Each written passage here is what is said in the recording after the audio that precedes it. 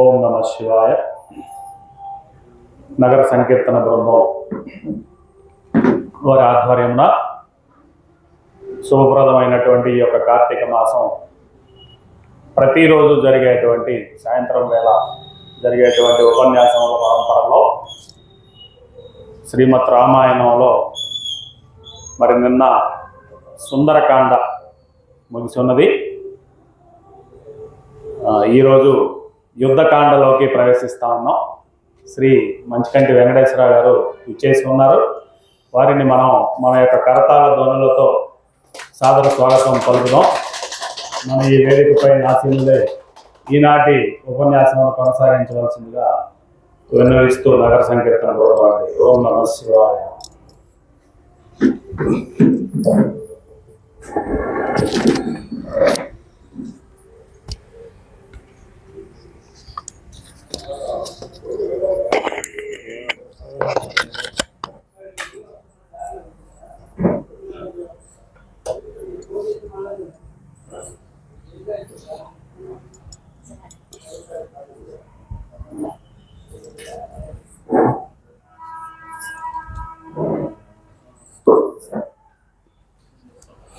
నమస్తిభాభ్యాం నవయవ్వనాభ్యాం పరస్పరాశ్లిష్టవపుర్ధరాభ్యాం నగేంద్రకన్యాం వృషకేతనాభ్యాం నమో నమో Shankara పార్వతీభ్యాం. యశివో నామరూపాభ్యాం yeah దేవీ సర్వమంగళా తయో సంస్మరణాత్ పుంసాం సర్వతో జయమంగళం.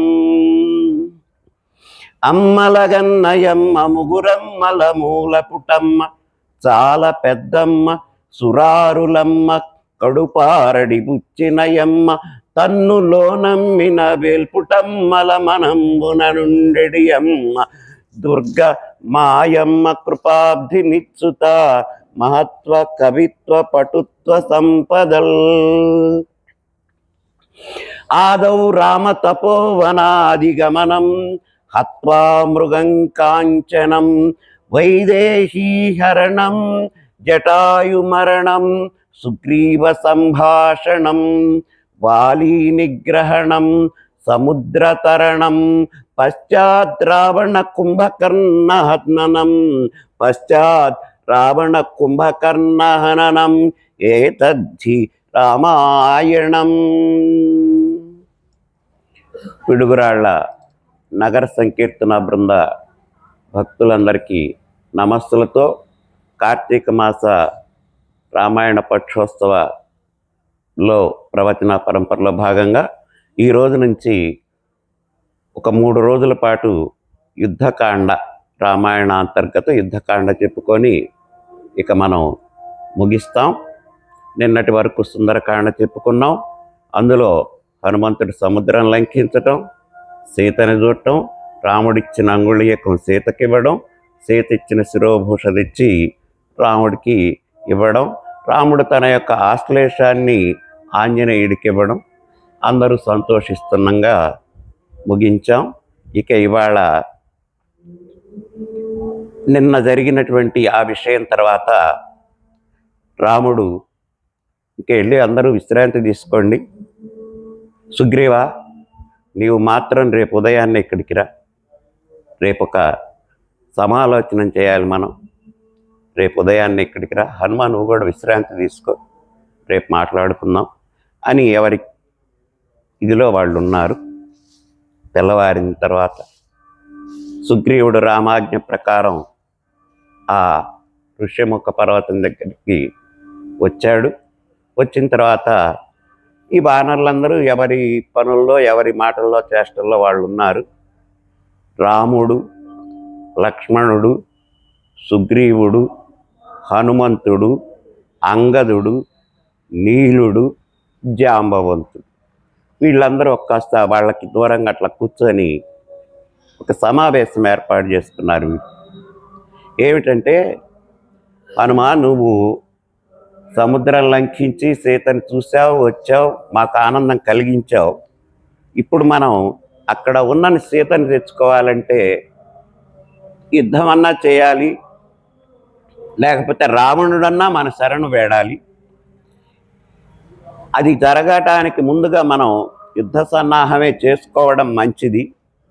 ఆ యుద్ధ సన్నాహం కోసం మనం రావణ లంకకి వెళ్ళాల్సినటువంటి అవసరం వస్తుంది. ఆ లంక యొక్క స్థితి, రావణుని యొక్క ప్రాసాద పరిస్థితి ప్రత్యక్షంగా నువ్వు చూసి వచ్చావు కదా. అసలు ఆ లంక ఎట్లా ఉంది, రావణ మందిరం ఎట్లా ఉంది, దాని స్థితిగతి కాస్త మాకు చెబితే మనం ఒక అంచనా వేసుకోవాలి కదా. యుద్ధానికి వెళ్ళడానికో దేనికైనా కానీ ఒక అంచనా ఉండాలి కదా. అది ఎట్లా చూసావు, ఏమిటి అక్కడ విశేషాలు చెప్పవా అన్నాడు. రఘువీరుడాదట రావణ నిలయంపు పాటబొమ్ము నడుగ పవనజుండు. ఇక రఘువీరుడైన ఆ శ్రీరామచంద్రుడు, ఇక నుంచి రఘువీరుడే ఆయన. రఘుకుల తిలకుడు, రఘురాముడు, వాటికంటే ఇక నుంచి రఘువీరుడు. రామచంద్రుడు ఈతడు, రఘువీరుడు ఈతడు. ఇక నుంచి ఆయన రఘువీరుడు. రఘువీరుడాదట రావణ నిలయంపు పాటబొమ్ము నడుగ పవనజుండు. అసలు ఆ కోట ఎట్లా ఉంది, ఆ రావణ నిలయం ఎట్లా ఉంది, ఆ లంక ఎట్లా ఉంది, దాని పాటబొమ్ము. అంత గొప్పవాడైనటువంటి రావణాసురుడి యొక్క కోట ఏదో మామూలు రాజుల కోట ఉంటున్నట్టుగా మేము అనుకోవట్లా. చాలా గట్టిగా ఉంటుంది, చాలా పటిష్టంగానే ఉంటుంది ఆ ప్రాంతం. దాని యొక్క వివరం ఏమో చెప్పవా అని అడిగాడు. అప్పుడు హనుమ చెబుతున్నాడు, జలరాశి వర్తుల జలదుర్గమననోపు గిరిదుర్గమదియును గిరిని నిల్వా. స్వామి, అది జలరాశి పరివృతమై ఉన్నది, సముద్రానికి మధ్యలో కనపడుతున్నది. జలరాశి వర్తుల జలదుర్గమననోపు, దాన్ని ఒక జలదుర్గము అని అనొచ్చు. వెనక రాజులు వనదుర్గాలంటే అడవుల్లో కోట కట్టుకునేవాళ్ళు, జలదుర్గాలు నీటి మధ్యలో కోట కట్టేవాళ్ళు, గిరిదుర్గాలు కొండ మీద కట్టేవాళ్ళు. ఇవాళ మనకున్నటువంటి చూస్తున్నటువంటి వాటిలో కొండపల్లి గిరిదుర్గం, కొండవీడు గిరిదుర్గం, గోల్కొండ గిరిదుర్గం. అట్లా కొన్ని చోట్ల ఇప్పుడు కాకతీయుల కోట ఉందనుకో, అది మామూలు మైదాన ప్రాంతంలో. అట్లా వాళ్ళకు వీలుగా గిరిదుర్గాలు ఎందుకు నిర్మించుకుంటారంటే, శత్రువులు వచ్చినా కూడా వీళ్ళు ఆ గిరిదుర్గం మీద ఉంటే వాళ్ళని దూరం నుంచే నిరోధించుకోవచ్చు భటుల చేత. అట్లా ఏర్పాటు చేసుకుంటారు. కొంతమంది తెలియకుండా అడవులలో కోట కట్టుకుంటారు రహస్యంగా. అట్లాంటిదయ్యా అది. జలరాశి వర్తుల జలదుర్గమననోపు, జలరాశి సముద్రం చేత చుట్టబడి ఉండటం వల్ల అది జలదుర్గం అని ఒక రకంగా అనుకోవచ్చు. గిరిదుర్గమదియును గిరిని నిల్వా, అందులో కూడా రావణుడి నివాస ప్రాంతం మాత్రం ఒక చిన్న కొండ మీద ఉన్నది. అది గిరిదుర్గం కూడా అనుకుంటే జలదుర్గం, కాకపోయినా అది గిరిదుర్గం కూడా. రావణ నివాస ప్రాంతం కొండ మీద ఉంది, ఒక చిన్న గట్టు లాంటి దాని మీద. మిగతాదంతా జలవర్తులమై ఉన్నది. వన మధ్య విలసిత వనదుర్గమేగాక, ఆ కోట చుట్టూ, ఆ ప్రాసాదం చుట్టూ విపరీతమైన వనాలు పెంచారు. అది వనదుర్గం కూడా. జలదుర్గం, గిరిదుర్గం, వనదుర్గం కూడా తోటలో ఉన్నది. వన మధ్య విలసిత వనదుర్గమేగాక ప్రాకార వేష్టిత భవనరాశి. లంక ప్రాసాదం యొక్క ఎట్లా ఉందో చెబుతున్నాడు. ప్రాసాద ప్రాకార వేష్టిత భవనరాశి, చుట్టూ ప్రాకారాలు ఉన్నాయి. ఒక 2, 3, 4 ప్రాకారాలుగా కట్టారు. 1, 2, 3, 4 అట్లా.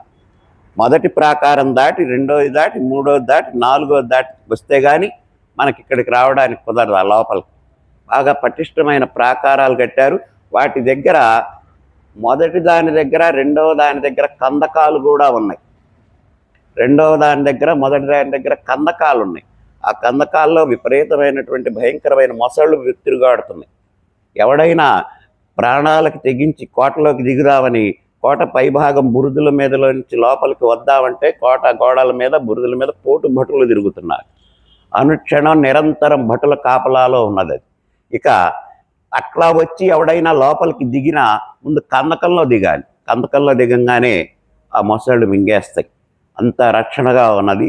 ప్రాకార వేష్టిత భవన రాశి దిక్కుల 4 దిట్టంపు ద్వారాల, దానికి దిక్కులు నాలుగింట్లో కూడా 4 దిట్టమైన ద్వారాలు ఉన్నాయి. చాలా బలీయమైన పటిష్టమైన పకడ్బందీ ద్వారాలు ఉన్నాయి. అనయంబు రక్షించు అసురయుతము. అనయము ఎప్పుడు దాన్ని రాక్షసులు డ్యూటీలు వేసుకొని ఒకళ్ళ తర్వాత ఒకళ్ళు, ఒక బృందం తర్వాత ఒక బృందం అనయము ఎల్లప్పుడూ దాన్ని కాపలా కాస్తూనే ఉంటారు. పరమ పౌరుషాగ్ని పౌలస్త్యుడందున మిగుల రక్షణమున మిడుకుచుండు. ఆ మధ్యలో ఎక్కడో లోపల, చాలా లోపల రావణాసురుడు ఎట్లాంటి వాడు? పరమ పౌరుషాగ్ని. అసలు అతను అగ్నిలాగా రగిలిపోతూ ఉంటాడు. అగ్నితోటి తేజస్సు కలిగినటువంటి వాడు. అంత వీరుడు కూడా, అంతటి పరాక్రమశాలి, అంతటి తేజోశాలి. అతను ఆ కోట మధ్యలో, అక్కడ మధ్యలో, బాగా మధ్యలో మిగుల రక్షణమున మిడుకుచుండు. ఒకవేళ ఎవడైనా శత్రువు ఇవన్నీ దాటుకుంటూ వచ్చినా రావణ మందిరంలోకి చొరడం మాత్రం అసలు కానే కాదు. అసలు మొదట సింహిక కాపలా ఉంది, వాళ్ళ గ్రామ దేవత. ఆ తర్వాత దాటుకొని వచ్చామనుకో, ఎట్లాగో తప్పించుకొని అసలు ఇక ఆ కోటలోకి పోవడం అయ్యే పనే కాదు. అసలు అది అనుక్షణము భటుల యొక్క కనుసనలలో ఉంటుంది. 24 గంటలు నిరంతరం అట్లా వచ్చేవాళ్ళని గమనిస్తూనే ఉంటారు, వరుసగా నించొని చుట్టూత. మిగుల రక్షణమున మిడుకుచుండు కథనమనగనతడు కాలు దువ్వుచునుండి. అసలు ఆ రావణాసురుడు ఎట్లాంటి వాడో తెలుసా? నేను చూసినంత వరకు యుద్ధం అంటే కాలు దువ్వుతాడు. అసలు యుద్ధం అంటే అతనికి మహా సరదా. యుద్ధాలు చేయడం, జయించడం, కొల్లగొట్టుకోవడం, అది తీసుకెళ్ళి లంకలో వాళ్ళకి ఇచ్చుకోవడం. కనుక అతనికి మహా సరదా యుద్ధాలు చేయడం. కథనమనగనతడు కాలు దువ్వుచునుండి. యుద్ధం అంటే కాలు దువ్వుతాడు, ముందొస్తాడు యుద్ధానికి. ఎలమి తగ్గకుండు ఎందుననియే. అసలు ఎందులో కూడా తగ్గడు. నిన్న చెప్పాను కదా, భాషలో తగ్గడు, రూపంలో తగ్గడు, భావంలో తగ్గడు, ఆలోచనలో తగ్గడు. ఎందులోనూ తగ్గేటటువంటి గుణమే వాడికి దగ్గర అసలు లేదు అని చెప్పాడు. రాముడు, లక్ష్మణుడు వీళ్ళందరూ చూసొచ్చిన ఆయన ప్రశాంతంగా, ప్రత్యక్షంగా. కాబట్టి చెప్పేది వినాలి కదా. రేపు అక్కడికి వెళితే మనం ఎట్లా పడితే అట్లా ప్రవర్తించడానికి కుదరదు. ఈ హనుమ చెప్పేటటువంటివన్నీ ఏకాగ్రంగా వినాలి. రేపు అక్కడ అవసరం వస్తే అట్లా మనం దాని ప్రకారం నడుచుకోవాలని వాళ్ళు వింటున్నారట. ఎలమి తగ్గకుండా ఎందుననియే. తగ్గకుండా ఉంటాడయ్యా తన యొక్క గొప్పతనాన్ని అని చెప్పాడు. సుగ్రీవా, విన్నావుగా, హనుమ చెప్పింది విన్నావుగా. అది రావణుడి యొక్క లంక స్థితి, ఆ ప్రాసాద పరిస్థితి. ఇప్పుడు మనం అక్కడికి చేరాలి. నువ్వు ఈ కిష్కింధ నగర రాజువి. ఈ కిష్కింధ అగ్రహారీకులందరికీ నువ్వే రాజువి. కాబట్టి ఇప్పుడు నీ యొక్క నాయకత్వంలో మన సేన వెళ్ళాలి. వానర సేనని పిలిపించారు కదా, చాలా సంతోషం వేసింది నాకు. ఇంతమంది ఉన్నారు, ఇన్ని కోట్ల మంది. ఈ వానర సేన అక్కడికి వెళ్ళాలి. కనుక నువ్వేమో రాజు. కనుక ఇక మనం అక్కడ సీత ఉన్నది అని తెలిసింది. రావణుడి కోట ఎట్లా ఉంటుందో హనుమత్ చెప్పాడు, చూసొచ్చిన వాడు చెప్పాడు మొత్తం వివరంగా. ఇక మనం అక్కడికి వెళ్ళడం మంచిది, వెళ్ళాలి అని చెప్పి కథన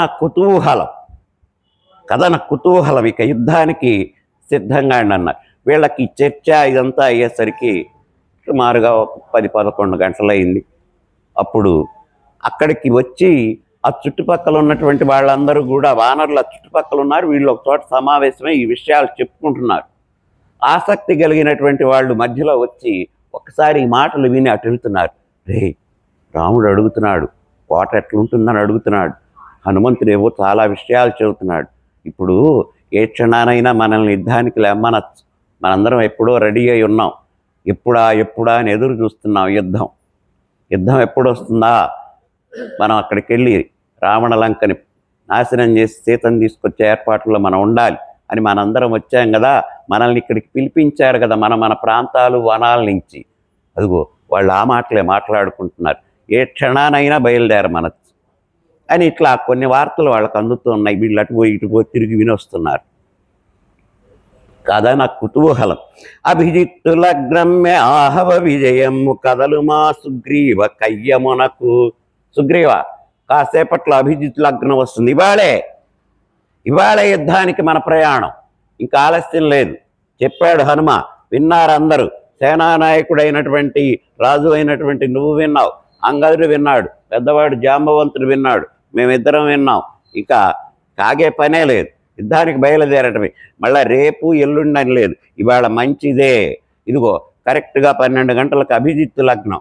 సూర్యుడు నడిరెత్తిన ఉండేటటువంటి సమయాన్ని అభిజిత్ లగ్నం అంటారు ఆ రోజుకి. అట్లాంటి అభిజిత్ లగ్నంలో ఆ ఆహవ విజయము, ఆ అభిజిత్ లగ్నంలో గనక సేనను నడపడం మొదలు పెడితే ఇక ఆ యుద్ధంలో విజయమే వాళ్ళకి.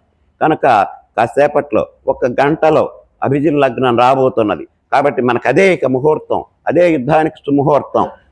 కదలు మా సుగ్రీవ కయ్యమునకు. సుగ్రీవ, యుద్ధానికి గంటలోనే నువ్వు వెంబటే వెళ్ళు, రాజ్యానికి వెళ్ళి అక్కడ చూసుకోవాల్సిన ఏర్పాట్లు 1 గంటలో చూసుకోవాలి. చూసుకొని మళ్ళీ నువ్వు ఇక్కడికి రావాలి. ఇక్కడికి వచ్చి వానర సైన్యానికి అంతటికి ప్రకటించాలి, మనం యుద్ధానికి వెళుతున్నాం, మనం రావణ యొక్క లంక మీద దండయాత్రకు వెళ్తున్నాం, మనందరం రాముడి యొక్క భార్య అయిన సీతని మళ్ళా రాముడి దగ్గరికి చేర్చడానికి, రావణాసురుడితో యుద్ధం చేయడానికి వెళ్తున్నావు అని వచ్చి ప్రకటించాలి. నువ్వు త్వరగా వెళ్ళు, కోట వెళ్ళి అక్కడ మీ మంత్రులు ఎవరన్నా ఉంటే వాళ్ళకి మళ్ళా యుద్ధమై వచ్చిందాక వాళ్ళని రాజ్యం చూసుకోమని చెప్పు, జాగ్రత్తగా వెళ్ళిరా, తొందరగా వెళ్ళిరా, సమయం లేదు, తారకి రుమకి కూడా చెప్పిరా అని చెప్పాడు. ఇక వీళ్ళకందరికీ అర్థమైపోయింది 1 గంటలో మనం బయలుదేరతారని. ఈ తీరు నిర్దేశమిష్వాకుడి ఎంగ కథన కుతూహల కపులు ధరలే. ఈ వార్త మొత్తం తెలిసిన వానరులకి. రే 1 గంటలో, గంట అబ్బా వచ్చి 10 రోజులైంది. ఇదో ఈ దక్షిణ దిక్కు పోయిన వాళ్ళు రావడమే ఆలస్యమై కూర్చున్నాం. ఇక గంటలో యుద్ధానికి బయలుదేరాలట. సర్దండి మన సరంజామా. ఏముంటుంది వాళ్ళకి? సరంజామా తోకే, అది ఒక్కటే, ఇంకేముంది వాళ్ళకి? సర్దండి, యుద్ధం. యుద్ధం. అక్కడ రాక్షసులు ఉంటారట, వాళ్ళంతటి వీరిలో చూద్దాం. అదిగాక మనం సముద్రం దాటాలట మధ్యలో, అది ఎట్లా ఉంటుందో చూద్దాం. అబ్బాబ్బా, వెళ్ళేటప్పుడు ఎన్నో వనాలు వస్తాయిట, తిన్నన్ని పండ్లు, తాగినంత తేనె, ఎగిరినన్ని గంతులు. పదండి బయలుదేరదాం అని సిద్ధంగా అందరూ. ఎప్పుడు సుగ్రీవుడు వచ్చి ఆ కొండ మీద నిలబడి తరలండి లంకకి అని అంటాడా అని ఎదురు చూస్తున్నారు. మాన్యుడా నీలుండు మార్గదర్శకుడా. ఇంతలోకి సుగ్రీవుడు వచ్చాడు, తన పనులు అక్కడ చక్కబెట్టుకొని వచ్చి అది వాళ్ళకి అదే ఆ కొండ. ఇక అన్ని కొండ మీద ఒక పెద్ద బండెక్కాడు. వానరులారా, వానర శ్రేష్ఠులారా, వానర ముఖ్యులారా, కపివీరులారా, మనం ఇక్కడ ఎందుకు ఇంతకాలం సమావేశమైనావో మీ అందరికీ తెలుసు. మేము పరిస్థితులన్నీ సమీక్షించాం. ఇక యుద్ధం తప్పనిసరి. మీరందరూ మీ శక్తి, యుక్తి, ధైర్యం, సాహసం, తెగువ అన్నీ చూపించాల్సిన సమయం వచ్చింది. అట్లానే క్రమశిక్షణతో మెలగాలి. ముందు మీకు అది హెచ్చరిక. మనకి క్రమశిక్షణ తక్కువ వానర జాతికి. కాబట్టి మనం వెళ్ళేటటువంటి చోటు గమనించుకొని ఎవరితో వెళుతున్నామో కూడా గమనించుకొని క్రమశిక్షణతో మెలగాలి అని చాటేసరికి అందరూ సుగ్రీవ మహారాజుకి జై, శ్రీరామచంద్ర ప్రభువుకి జై అని ఒక్క గంతేసి కూర్చున్నారు. ఇక నిలబడ్డారు. మాన్యుడా నీలుండు మార్గదర్శకుడాయే, శాఖ చెరుల ముందు సాగుచుండి. ఇక సుగ్రీవుడు, అంగదుడు సైన్యాధిపతులు వీళ్ళు. అదిగాక సుగ్రీవుడు రాజు, అంగదుడు సేనాధిపతి నాయకుడుగా కూడా పనిచేసేటటువంటి వాడు. కాబట్టి జాంబవంతుడు పెద్దవాడు ఉన్నాడు. ముందు అసలు లైన్లు చేశారు, మార్చింగ్ లైన్లు లాగా లైన్లలో నిలబెట్టారు. ఇగో ఈ వయసు వాళ్ళు ఇటు ఉండండి, ఈ వయసు వాళ్ళు ఇటు ఉండండి, వాళ్ళు అక్కడ ఉండండి, వీళ్ళు ఇక్కడ ఉండండి, మిగతా వాళ్ళందరూ గుంపుగా వెనకరండి అని మార్గదర్శకుండా యమాన్యుడా నీలుండు. ఈ సేనని నడిపేటటువంటి బాధ్యత, ఈ ఫాస్ట్ మార్చ్ అంతా కూడా నీలుడికి ఇచ్చారు. శాఖ తెరుల ముందు సాగుచుండి. నీలుడు చెప్పాడు, మీరెవరు నాకంటే ముందు పోకూడదు, నేను ముందు నడుస్తూ ఉంటా. చూడండి, అది చూస్తుంటే మనం అప్పుడప్పుడు రిపబ్లిక్ డే పేరెడ్లో ఆ ముందెళ్ళి ఆడుతున్నాం బాగా వెళ్తూ ఉంటాడు. అతన్ని అనుసరిస్తుంటారు ఈ బెటాలియన్స్. అట్లా నేను ముందు నడుస్తుంటా, మీరందరూ నా వెనకే ఉండాలి అని చెప్పి చాక చెరుల ముందు సాగుచుండి సవ్యాపసవ్య దిశల వృషభుండు ఆ గంధమాదనుడును కథను దొక్క. వృషభ, నువ్వు గంధమాదనుడు చెరొక పక్క నించోండి, సైన్యానికి మధ్యలో చెరొక పక్క నించోండి. కుడి పక్క ఒకళ్ళు, ఎడమ పక్క ఒకళ్ళు నించోండి. మధ్యలో ఈ దండు కదులుతూ ఉంటుంది. అది చాలా పెద్ద ప్రణాళిక, యుద్ధానికి వెళ్ళే సైన్యం నడవడం. అది మధ్యలో సైన్యం నడుస్తుంటుంది. ఒక పక్క గంధమాదనుడు, ఒక పక్క వృషభుడు సెంటర్ చేసి నించోండి, మధ్యలో నించోండి. ఎందుకో తెలుసా? మన వాళ్ళు ఎక్కడ చెట్లు కనపడితే, ఎక్కడ ఏది కనపడితే అటు పరిగెత్తే అలవాటు వీళ్ళకి. మీరు ఆ లైన్ గమనించుకోవాలి చివరి నుంచి పైదాకా. ఎవడు లైన్ పక్కకి తొలగకూడదు. ఎంత మామిడి చెట్టు కనపడ్డా నోరు తప్పరించుకోవాలి, కానీ పక్కకి రాకూడదు వాడు. మీరు ఇటు లైన్ కాసుకో, నువ్వు అటు లైన్ కాసుకో. ఇక సవ్యాపసవ్య దిశల వృషభుండు ఆ గంధమాదనుడు కథను దొక్క మర్కటాగ్రగణ్యులునంత మధ్య నడువా. పెద్దవాళ్ళందరూ, కాస్త వీరాధి వీరులందరూ మధ్యలో నడవండి, మధ్యలో వీరులు ఉండండి. గంధమాదనుడు వృషభుడు అటు ఇటు పరిశీలిస్తుంటారు, ఎవరు పక్కకు తప్పకుండా లైన్లు. కాస్త ఒక రకమైనటువంటి వీరులందరూ సైన్యం మధ్యలో నిలబడండి. మర్కటాగ్రగణ్యులు అంత మధ్య నడువ, మీరు మధ్యలో నడవండి. దక్షిణ దిశకు ఆ రామదండు దుమికే. ఇక ఆ రామదండు దుమికిందండి. ఆ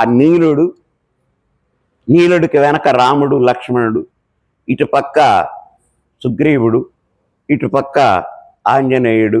ఆంజనేయుడికి అటు చేసి జాంబవంతుడు, ఇటు చేసి నీలుడు. ఇట్లా వీళ్ళు నించున్నారు. నీలుడు, రామలక్ష్మణులు, అంగదుడు, ఆంజనేయుడు, జాంబవంతుడు, సుగ్రీవుడు. ఇట్లా రాముడిని ఇచ్చేశారు. నీలుడు మార్గం చూపిస్తున్నాడు. ఇక వీళ్ళందరూ వెనక కదులుతున్నారు. దక్షిణ దిశకు ఆ రామదండు దుమికే. పులో అంటూ దూకారు. ఒక్కసారి డ్రిల్ మాస్టర్ బిజిలేసినట్టుగా వేస్తాడు సుగ్రీవుడు.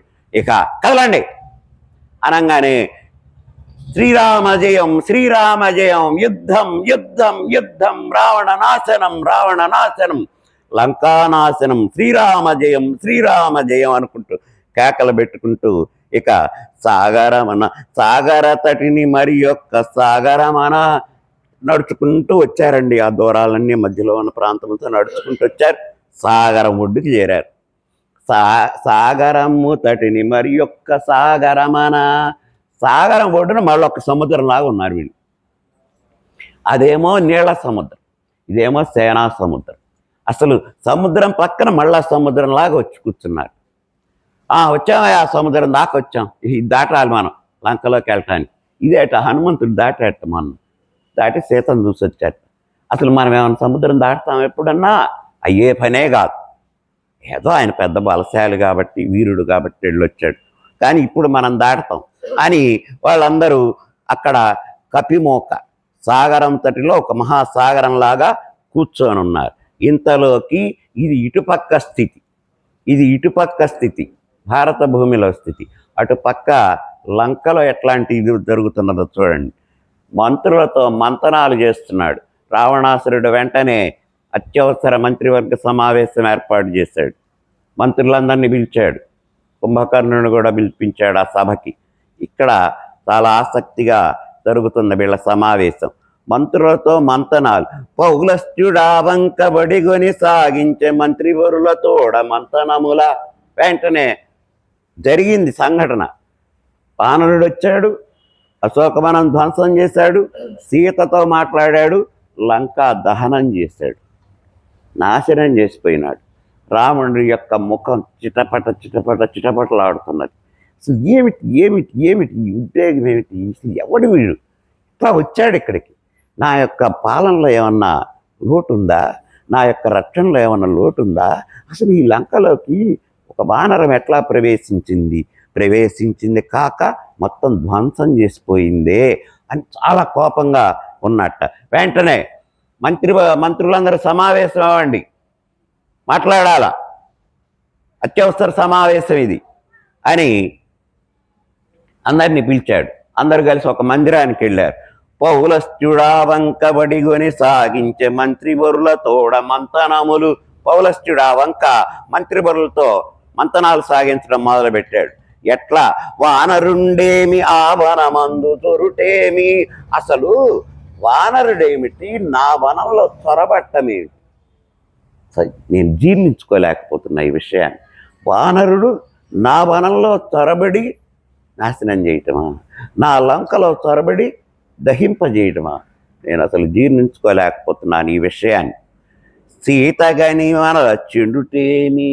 ఆ సీతను చూడటం ఏంటి? మనల్ని ఎట్లా కొట్టాడో తెలుసుగా, మన వాళ్ళని ఎట్లా తగలబడ్డదో తెలుసుగా. అరే అరే అరే, పాలు తాగే పసిపిల్లల్ని ఎత్తుకొని బాలింతలు పరిగెత్తారే, ఇంత ఔద్ధత్యంతో ప్రదర్శించి వెళ్ళాడే అని ఒక పక్క బాధపడుతున్నాడు, కోపంతో ఉన్నాడు. సుగ్రీవునండతో సూర్యాన్వయుండు తా సమరోన్ముఖుండుగా శరధి చేరే. ఇప్పుడే మాకు వార్త వచ్చింది, ఇప్పుడే మాకు ఒక వార్త వచ్చింది వేగుల ద్వారా. సూర్యాన్వయుడు అంటే రాముడు సుగ్రీవుని యొక్క అండతో, సుగ్రీవుడి యొక్క బలంతో, సేనతో ఆ సముద్రం ఒడ్డుకి వచ్చి ఉన్నట్ట. అక్కడి నుంచి మాకు వార్తాహరులు వార్త పంపించారు. అక్కడి నుంచి వచ్చింది మాకు ఒక రిపోర్ట్, ఇంటెలిజెన్స్ రిపోర్ట్ వచ్చింది. వాళ్ళు సముద్రానికి అటుపక్క చేరారు. కోటాను కోట్ల మంది ఉన్నట్టు, కోటాను కోట్ల మంది వానరులు ఉన్నట్ట. అక్కడ చేరారు. ఏ క్షణమైన లంకలోకి ఎగబడతారు, త్వరబడతారు. కాంచన లంకను కాపాడ మీరంత యోచన సేయుడో యోధులనగా. మీరందరూ ఒక పని చేయాలి ఇప్పుడు. కాంచన లంకను కాపాడా. ఆనాడు కాంచన జింకని పంపినందుకు ఇప్పుడు కాంచన లంకని కాపాడాల్సి వచ్చింది. చూసారా? కాంచన జింకను అక్కడికి పంపాడు, ఇప్పుడు కాంచన లంకను కాపాడుకోవాల్సిన పరిస్థితి వచ్చింది. కాంచన లంకను కాపాడ మీరంత యోచన సేయుడో యోధులనగా. మీరంతా యోధులే, లంకలో యోధుడు కానివాడు ఎవడూ లేడు, ఎవడూ లేడు. అసలు నా దగ్గర ఉన్న వాళ్ళందరూ యోధులే. ఈ లంక అంటేనే అరివీర భయంకరం. కాబట్టి మీరందరూ ఒక ఆలోచన చేయండి. మంత్రిగణమునతని మరి ఎంతోను తీయించి. మంత్రిగణం, ఈ మంత్రిగణం ఉన్నారే, నిజంగా అసలు వాళ్ళ వల్లనే ఇదంతా జరిగింది. ఈ అనర్థం ఒక రకంగా ఇప్పుడు జరగబోయేదంతా వాళ్ళ వల్లనే జరుగుతుంది. కానీ దాన్ని విభీషణుడు వెంటనే నివారిస్తాడు. మంత్రిగణమతని మరి ఎంతను తీయించి. ఓహో రావణ, నువ్వెంత గొప్పవాడివి, ఇద్దామా, వచ్చారా? అసలు నువ్వు తలుచుకుంటే వాళ్ళు ఇక్కడికి రాగలరా? సముద్రం ఒడ్డునే వాళ్ళని నిర్జించగలవు. నీలాంటి వీరుడు, సూర్యుడు, పరాక్రమశాలి, తేజోవంతుడు, జయశాలి ఎవరు లేరు రావణ. అసలు నీవెంత గొప్పవాడివయ్యా, నీవెంత గొప్పవాడివి, నీవెంత వీరుడివి. నువ్వు తలుచుకుంటే ఏమైనా సాధించగలవు. ఆ రాముడెంత, సుగ్రీవుడెంత, వచ్చెళ్ళిన హనుమంతుడెంత, తర్వాత తెలిసి గీపులు బాగా కొడుతుంటే ఎంత అని వాళ్ళు రావణుని పొగుడుతున్నారు ఈ పనికి. నువ్వు గొప్పవాడివి. డాంబికమ్మ మీర డంభోక్తులాడంగా వాడికి ఇంకా ఆనందం వేసింది. ఇట్లాంటి పరిస్థితిలో ఈ ఏడుపు మొహంతో, ఈ చిటపటలలో, ఈ చిరుబుర్రుల్లో కూడా వాళ్ళు అట్లా పొగిడేసరికి అవును, శభాష్, నిజమే, నా వీరత్వం అట్లాంటిది, నా పరాక్రమం అట్లాంటిది అని తనకి తాను అనుకుంటున్నాడు. డాంబికమ్మ మీర డంభోక్తులాడంగా ఇక విభీషణుడు ఇటుల బలికే. రావణాసుడు మంత్రులు చెప్పారుగా పొగడ్తలు, సంతోషించాడా? నేను కదా, రైట్, నేనే ఈ లంకను 4 రోజుల్లో బాగు చేసుకుంటాం, ఆ సీతను ఏదో ఒకటి చేస్తాం. బాగా చెప్పారా మంత్రులారా అన్నాడు. విభీషణుని హితభాషను ఒక్కసారి లేచాడు విభీషణుడు. జాగ్రత్తగా ఉండు, ఏంటి నువ్వు చేసే పని? అసలు ఇప్పుడు ఆలోచన ఏం చెయ్యాలి, ఏమి జరగాలని చూడాలి. నేను చేసింది పరమ తప్పని నువ్వు తెలుసుకోవాలి.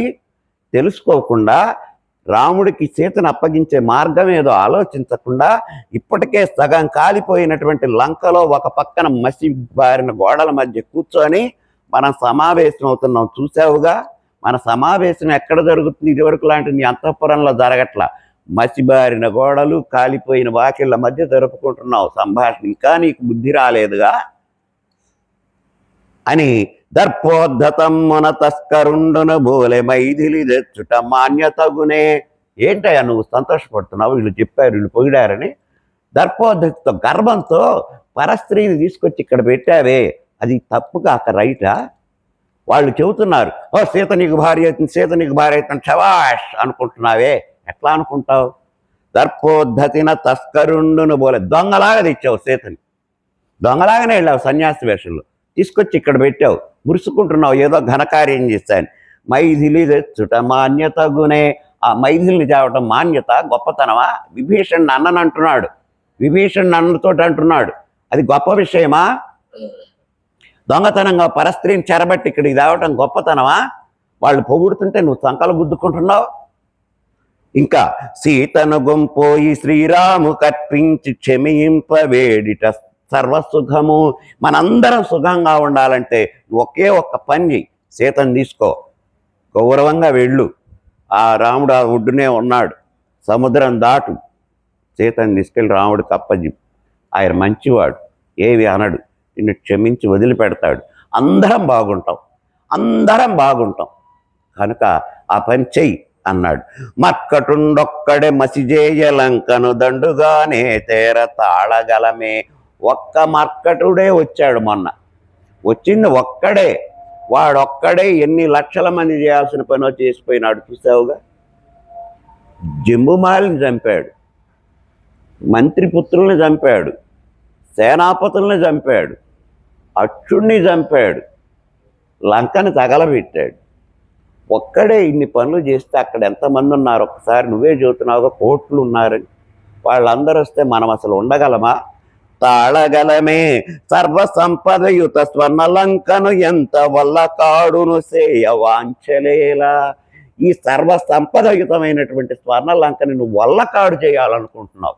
నీ పాడు కోరికకి, నీ పాడు పరస్త్రీ వ్యామోహానికి ఈ లంకని వల్లకాడు చేయాలనుకుంటున్నావు.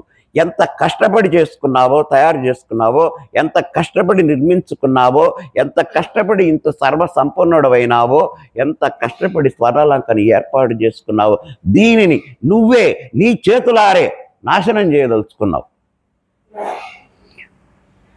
గోటబోవుదాని గొడ్డటికి నిదిచ్చి, గోటితో పోయేదాన్ని. ఆనాడు హనుమంతుడు అన్నాడు కూడా, సీతను అప్పచెప్పవే, తీసుకుపోతా గోల లేకుండా. గోట పువ్వుదా అని గొడ్డటికి నిదిచ్చి గోటితో పోయే విషయం అది. నీకేమన్నా స్త్రీలు కొత్త? నీ దగ్గర లేరా గొప్పవాళ్ళు, అందగత్తెలు ఉన్నారుగా, ఇంకా ఆవిడ కూడానా? ఆ వ్యామోహంతో గోటితో పోయేదాన్ని గొడ్డటికి తెచ్చావు. ఆ హనుమంతుడు అన్నప్పుడే ఏ గొడవ లేకుండా తీసుకెళ్ళి ఆ అశోకవనంలో తీసుకొని పో, ఆ రాముడికి అప్పచెప్పంటే ఎంత తేలిగ్గా అయిపోయేది, అంత హాయిగా ఉండేవాళ్ళు అందరూ. ఈ లంక తగలబడేదా? ఈ సంపద నాశనం అయ్యేదా? కోరి యమపురికి చేరుటేలా. కోరి యమపురికి పోతున్నావు నువ్వు, కావాలని యమధర్మరాజు పట్టణానికి బయలుదేరుతున్నావు, దారి చూసుకోనల్లా. అనడి ఆ విభీషణామృత వచనము విషపు వాక్కునాయే అసురులకును. వాళ్ళందరూ ఒకసారి విభీషణుడికి కోపంగా చూస్తారు. ఏమిటో మాట్లాడతాడు, రావణుడి కోపం రాదా? రావణుడు మెచ్చుకునేటట్టు మాట్లాడా. ఈ మంత్రులు సగం వాడి నాశనానికి కారణం, మిగతావాడు ఆ పోయినవాడు గట్టివాడు, వీళ్ళే నాశనానికి కారణం. అతను చేసే పనులన్నింటినీ సమర్థించారు, అతను చేసే పనులన్నింటినీ సమర్థించారు. సమర్థించకపోతే భయం, సమర్థిస్తే మంచి కానుకలు ఇస్తాడు, మంచి హోదాలు ఉంచుతాడు. అందుకని అతని ప్రతి దుర్మార్గాన్ని వీళ్ళు హర్షించారు. వాళ్ళ పని చేయలే, వాళ్ళ మంత్రాంగం చేయలే. అసలు ఏ విషయంలో చేయకపోయేసరికి వీడు పిచ్చిమీరిపోయినాడు. నేను చేసేది అందరికి ఆమోదం అవుతుంది కదా అని. అక్కడ ప్రజామోదం లేదు, మిగతా వాళ్ళ ఆమోదం లేదు. వీళ్ళు అతని సర్వనాశనం చేసింది మంత్రులే అక్కడ. అనడి ఆ విభీషణామృత వచనము విషపు వాక్కు నాయ అసురులకును. ఎవరైనట్టు మాట్లాడతాడు విభీషణుడు, ఏదో రావణుడు తమ్ముడు అని ఊరుకుంటున్నాం, కానీ రావణుడు తమ్ముడు అని ఊరుకుంటున్నాం. ఏంటి ఈ మాటలు? రావణాసుల వారికి కోపం వస్తుంది. విభీషణుడు ఏంటి ఆ మాటలు? ఎంత రావణుడు తమ్ముడైనా, ఎంత మంచివాడైనా ఇట్లాంటి మాటలు మాట్లాడచ్చా? ఏం చేశాడు? స్త్రీని తెచ్చుకున్నాడు, తప్పే ఉంది అని వాళ్ళు అనుకుంటున్నారు. కోపగించిన కుంభకర్ణుడు ఆ సమావేశంలో కుంభకర్ణుడు కూడా పిలిచి కూర్చోబెట్టాడు. వాడిని ఆ రోజు ఎంత పొద్దున్న ఎట్టు లేపారో, మళ్ళా తర్వాత యుద్ధానికి లేపడానికి నానా అవస్థలు అప్పుడు వస్తాయి. ఇంకా ఇప్పుడు ఏదో అన్నగారి ఆజ్ఞ, సమావేశానికి నిన్ను రమ్మన్నారా అని చెప్పంగానే ఓ వచ్చేదము అని వచ్చి కూర్చున్నాడు. అప్పటికి వీళ్ళు మాట్లాడుకుంటున్నారు. తాను ఒక నిద్ర వేసి పారేస్తాడు అప్పటికే ఆ సింహాసనం మీద కూర్చొని. మైథిలి పొంకంబు మానసంబును దోచెనామె విడువనోప అసురులారా. అప్పుడు ఈ రావణుడు అంటున్నాడు, అబ్బాయి వినరేంటి ఆ మంత్రులు చెప్పినటువంటి మాట? ఆ మైథిలి యొక్క అందచందాలు నన్ను ఆకర్షించినాయి, ఆవిడని తెచ్చుకున్నా. రామలక్ష్మణుతోడ రణమైన సిద్ధమ్మె ధరణి జనసగునో తమ్ములార. రామలక్ష్మణులతో యుద్ధమైనా సిద్ధమే నాకు. సీతని మాత్రం వదలను. సీతని నేను విడువను. రాముడు కాదు, వాడి తాత తండ్రులు ముత్తాతలు వచ్చినా, అసలు ఇనవంశం మొత్తం వచ్చినా, ఎవరు వచ్చినా సరే సీతని మాత్రం విడిచే ప్రశ్నే లేదు. ఆవిడ అందచందాలు నన్ను మోహింపజేసినాయి. ఆనాడు శూర్పణఖ కూడా చెప్పేవన్నీ చెప్పి తిట్టేవన్నీ తిట్టి ఇక రావణుడు ఇందుకు అనుకూలం కాడేమోనని అక్కడ సీత అనే ఒక అందగత్తె ఉంది, ఆవిడ రాముడి కంటే నీకే భార్య అయితే బాగుంటుంది, ఆవిడ లంకకి రాణైతే బాగుంటుందని చెప్పిందే, అది ఎక్కింది వాడికి. నిజంగా ఆ చెప్పిన మాటలు అక్కడ నిజంగానే కనపడ్డాయి, అంత అందగత్తెగా, అంత సౌందర్య రాశిగా. అందుకని నానా పాటలు పడి రకరకాల వేషాలు వేసి తీసుకొచ్చుకున్నాడు. రామ లక్ష్మణుతోడ రణమైన సిద్ధమ్మె ధరణి జనసగునో తమ్ములార. రామలక్ష్మణులతో యుద్ధానికైనా నేను సిద్ధమే, మనందరం నాశనమై నేనొక్కడున్నా నాకు కానీ సీతతోటే నేను ఉండాలి. వాడి యొక్క వ్యామోహము, వాడి యొక్క ఇది ఎంత సర్వనాశనానికి దారితీస్తున్నది. ఇంతమంది చెబుతున్నా అసలు ఎక్కట్లా. విభీషణుడు ప్రియభాషణాఖ్య విభీషణాఖ్య అని ఏడుస్తాడు. తర్వాత నీతి తప్పని వాడ ఖ్యాతి నుండెడి వాడ ప్రియభాషణాఖ్య విభీషణాఖ్య. అందరూ పోయిన తర్వాత అంతఃపురంలో కూర్చొని ఒక్కసారి ఆ సింహాసనాలు అవన్నీ చూసుకొని విలపిస్తుంటాడు. అప్పుడు ఆ విలపించేటప్పుడు అనుకుంటాడు, ఇంద్రాది దివిజుల మంద్రాస్త్రముల గెలిచి పేరుకెక్కినవాడ పెద్ద కొడుక, బాలప్రాయమ్ముననే ఆలమ్ములో దూకి వన్నెకెక్కిన వాడ చిన్న కొడుక, మేరువంతటి వాడ ధీర ప్రభావుడ కూడబుట్టిన వాడ కుంభకర్ణ, నీతి తప్పని వాడ ఖ్యాతి నుండెడి వాడ ప్రియభాషణాఖ్య విభీషణాఖ్య. తరుణ సుతులార హితులార తమ్ములార అనుగు జనులార వనులార ధనుజులార సమర ఘోరాగ్ని కీరీతి సమిధలగుచు, సమర ఘోరాగ్ని కీరీతి సమిధలగుచు, కదలిపోతిరి వీని ఏకాకి చేసి, కదలిపోతిరి వీని ఏకాకి చేసి అని ఏడుస్తాడండి. తర్వాత ఇప్పుడు ఇట్లనే ఉంటుంది. ఎంత ఏడుస్తాడో రేపో ఎల్లుండో వస్తుంది అసలు విషయం, చూస్తాం. అట్లా బాధపడతాడు, నీ వల్ల ఇంత పాడైపోయింది కదా అని. అట్లా చెబుతున్నాడు. రామలక్ష్మణులనే కాదు, ఏ యుద్ధం వచ్చినా సరే నేను ఆవిడ విరవనన్నాడు. అంతదాకా ఈ యొక్క చర్చోపచర్చలన్నీ వింటూ ఉన్నటువంటి ఆ కుంభకర్ణుడు, వీళ్ళు మాట్లాడుకుంటున్నారు. ఆ మంత్రులు ఏదో చెబుతున్నారు, ఈ విభీషణుడు ఏదో చెబుతున్నాడు, ఆ రావణుడు ఏదో ఎత్తైన ఆసనం మీద కూర్చొని మాటలు వింటున్నాడు, అప్పుడప్పుడు బెదిరిస్తున్నాడు, వీళ్ళు ఏదో చెబుతున్నారు. ఇవన్నీ వింటున్నటువంటి కుంభకర్ణుడు హాయిగా బాగా వేసాడు ఒక గంట కుర్చీలో, సింహాసనంలోని. వాడికి చోటు దొరికింది రాదు నిద్రలో. అప్పుడమేల్కాంచి ఆ కుంభకర్ణుడు అగ్రజు ప్రలపమ్ము నడగజి. అతను లేచేసరికి ఎవరు చచ్చినా నాకు ఇష్టమే, నాకు సీత కావాలంటున్నాడు. ఓయ్ ఏంటి మాట్లాడుతున్నావు? ఎవడు చచ్చినా ఇష్టమేనా? సీత కావాలా నీకు? అంటే మేమందరం పోవాలా? నిద్ర లేవడమే మాట అదే. ఇక మేఘాలు గర్జించినట్టు గర్జిస్తున్నాడు. చేపరంగా ఉందా ఒళ్ళు? ఏదో పెద్దవాడు అని గౌరవిస్తుంటే ఆమె ఎవరినో తెచ్చావుడుగా, వాడికి తెలియదు ఇవన్నీ ఇంతవరకు. ఎవరినో తెచ్చావుడుగా, లంకలో అశోకవనంలో పెట్టావుట. వచ్చాట ఒక వానరుడు, అందరినీ కొట్టిపోయినట్ట, మండిచ్చాట. నేను అక్కడో ఆ మూల పడుకున్నాను, నా దాకా ఆ మంట అంటలా. ఏదో నాశనం అయిందటగా. ఏంటి మాట్లాడుతున్నావు? అప్పుడ మేల్కాంచి ఆ కుంభకర్ణుడు అగ్రజు ప్రలపము ననగజేయ. అగా మాట్లాడా, నా సంగతి తెలియదు నీకు, అన్నా లేదు ఏం లేదు, మర్యాద జాగ్రత్తగా ఉండు అని అగ్రజు ప్రలపము ననగజేయ. ఇట్టి తప్పిదమైన నిష్వాకుతిలకుండు నిన్నేల నుంచెనో ఇంతదనక. ఎంత మంచి మాట మాట్లాడు. అసలు ఇట్లాంటి తప్పు చేస్తే ఆ ఇష్వాకుతిలకుడు ఇప్పటిదాకా నిన్ను ఎట్లుంచాడు రా? 3 నెలలు 4 నెలలు అయినట్టు జరిగి అప్పటి నుంచి నిన్ను ఇంకా బతకనిచ్చాడు. అసలు ఇంత తప్పిదం చేసిన నిన్ను బతకనిచ్చాడా? నేను నిద్రలో ఉన్నా, లేకపోతే ఆ రోజు నువ్వు చచ్చేవాడు నా చేతులు. ఏం పనులు ఇవి? ఆదర్శంగా ఉండాలని తెలియదా? పెద్దవాడివే, పౌలస్తే బ్రహ్మవే, గొప్పవాడివే, సర్వశాస్త్రాలు చదివావుగా, అన్నీ తెలుసుగా, పరమ శివభక్తుడివిగా. ఏంటి నువ్వు చేసిన పాడు పని? చేతను తెచ్చా. ఎవరా సీత?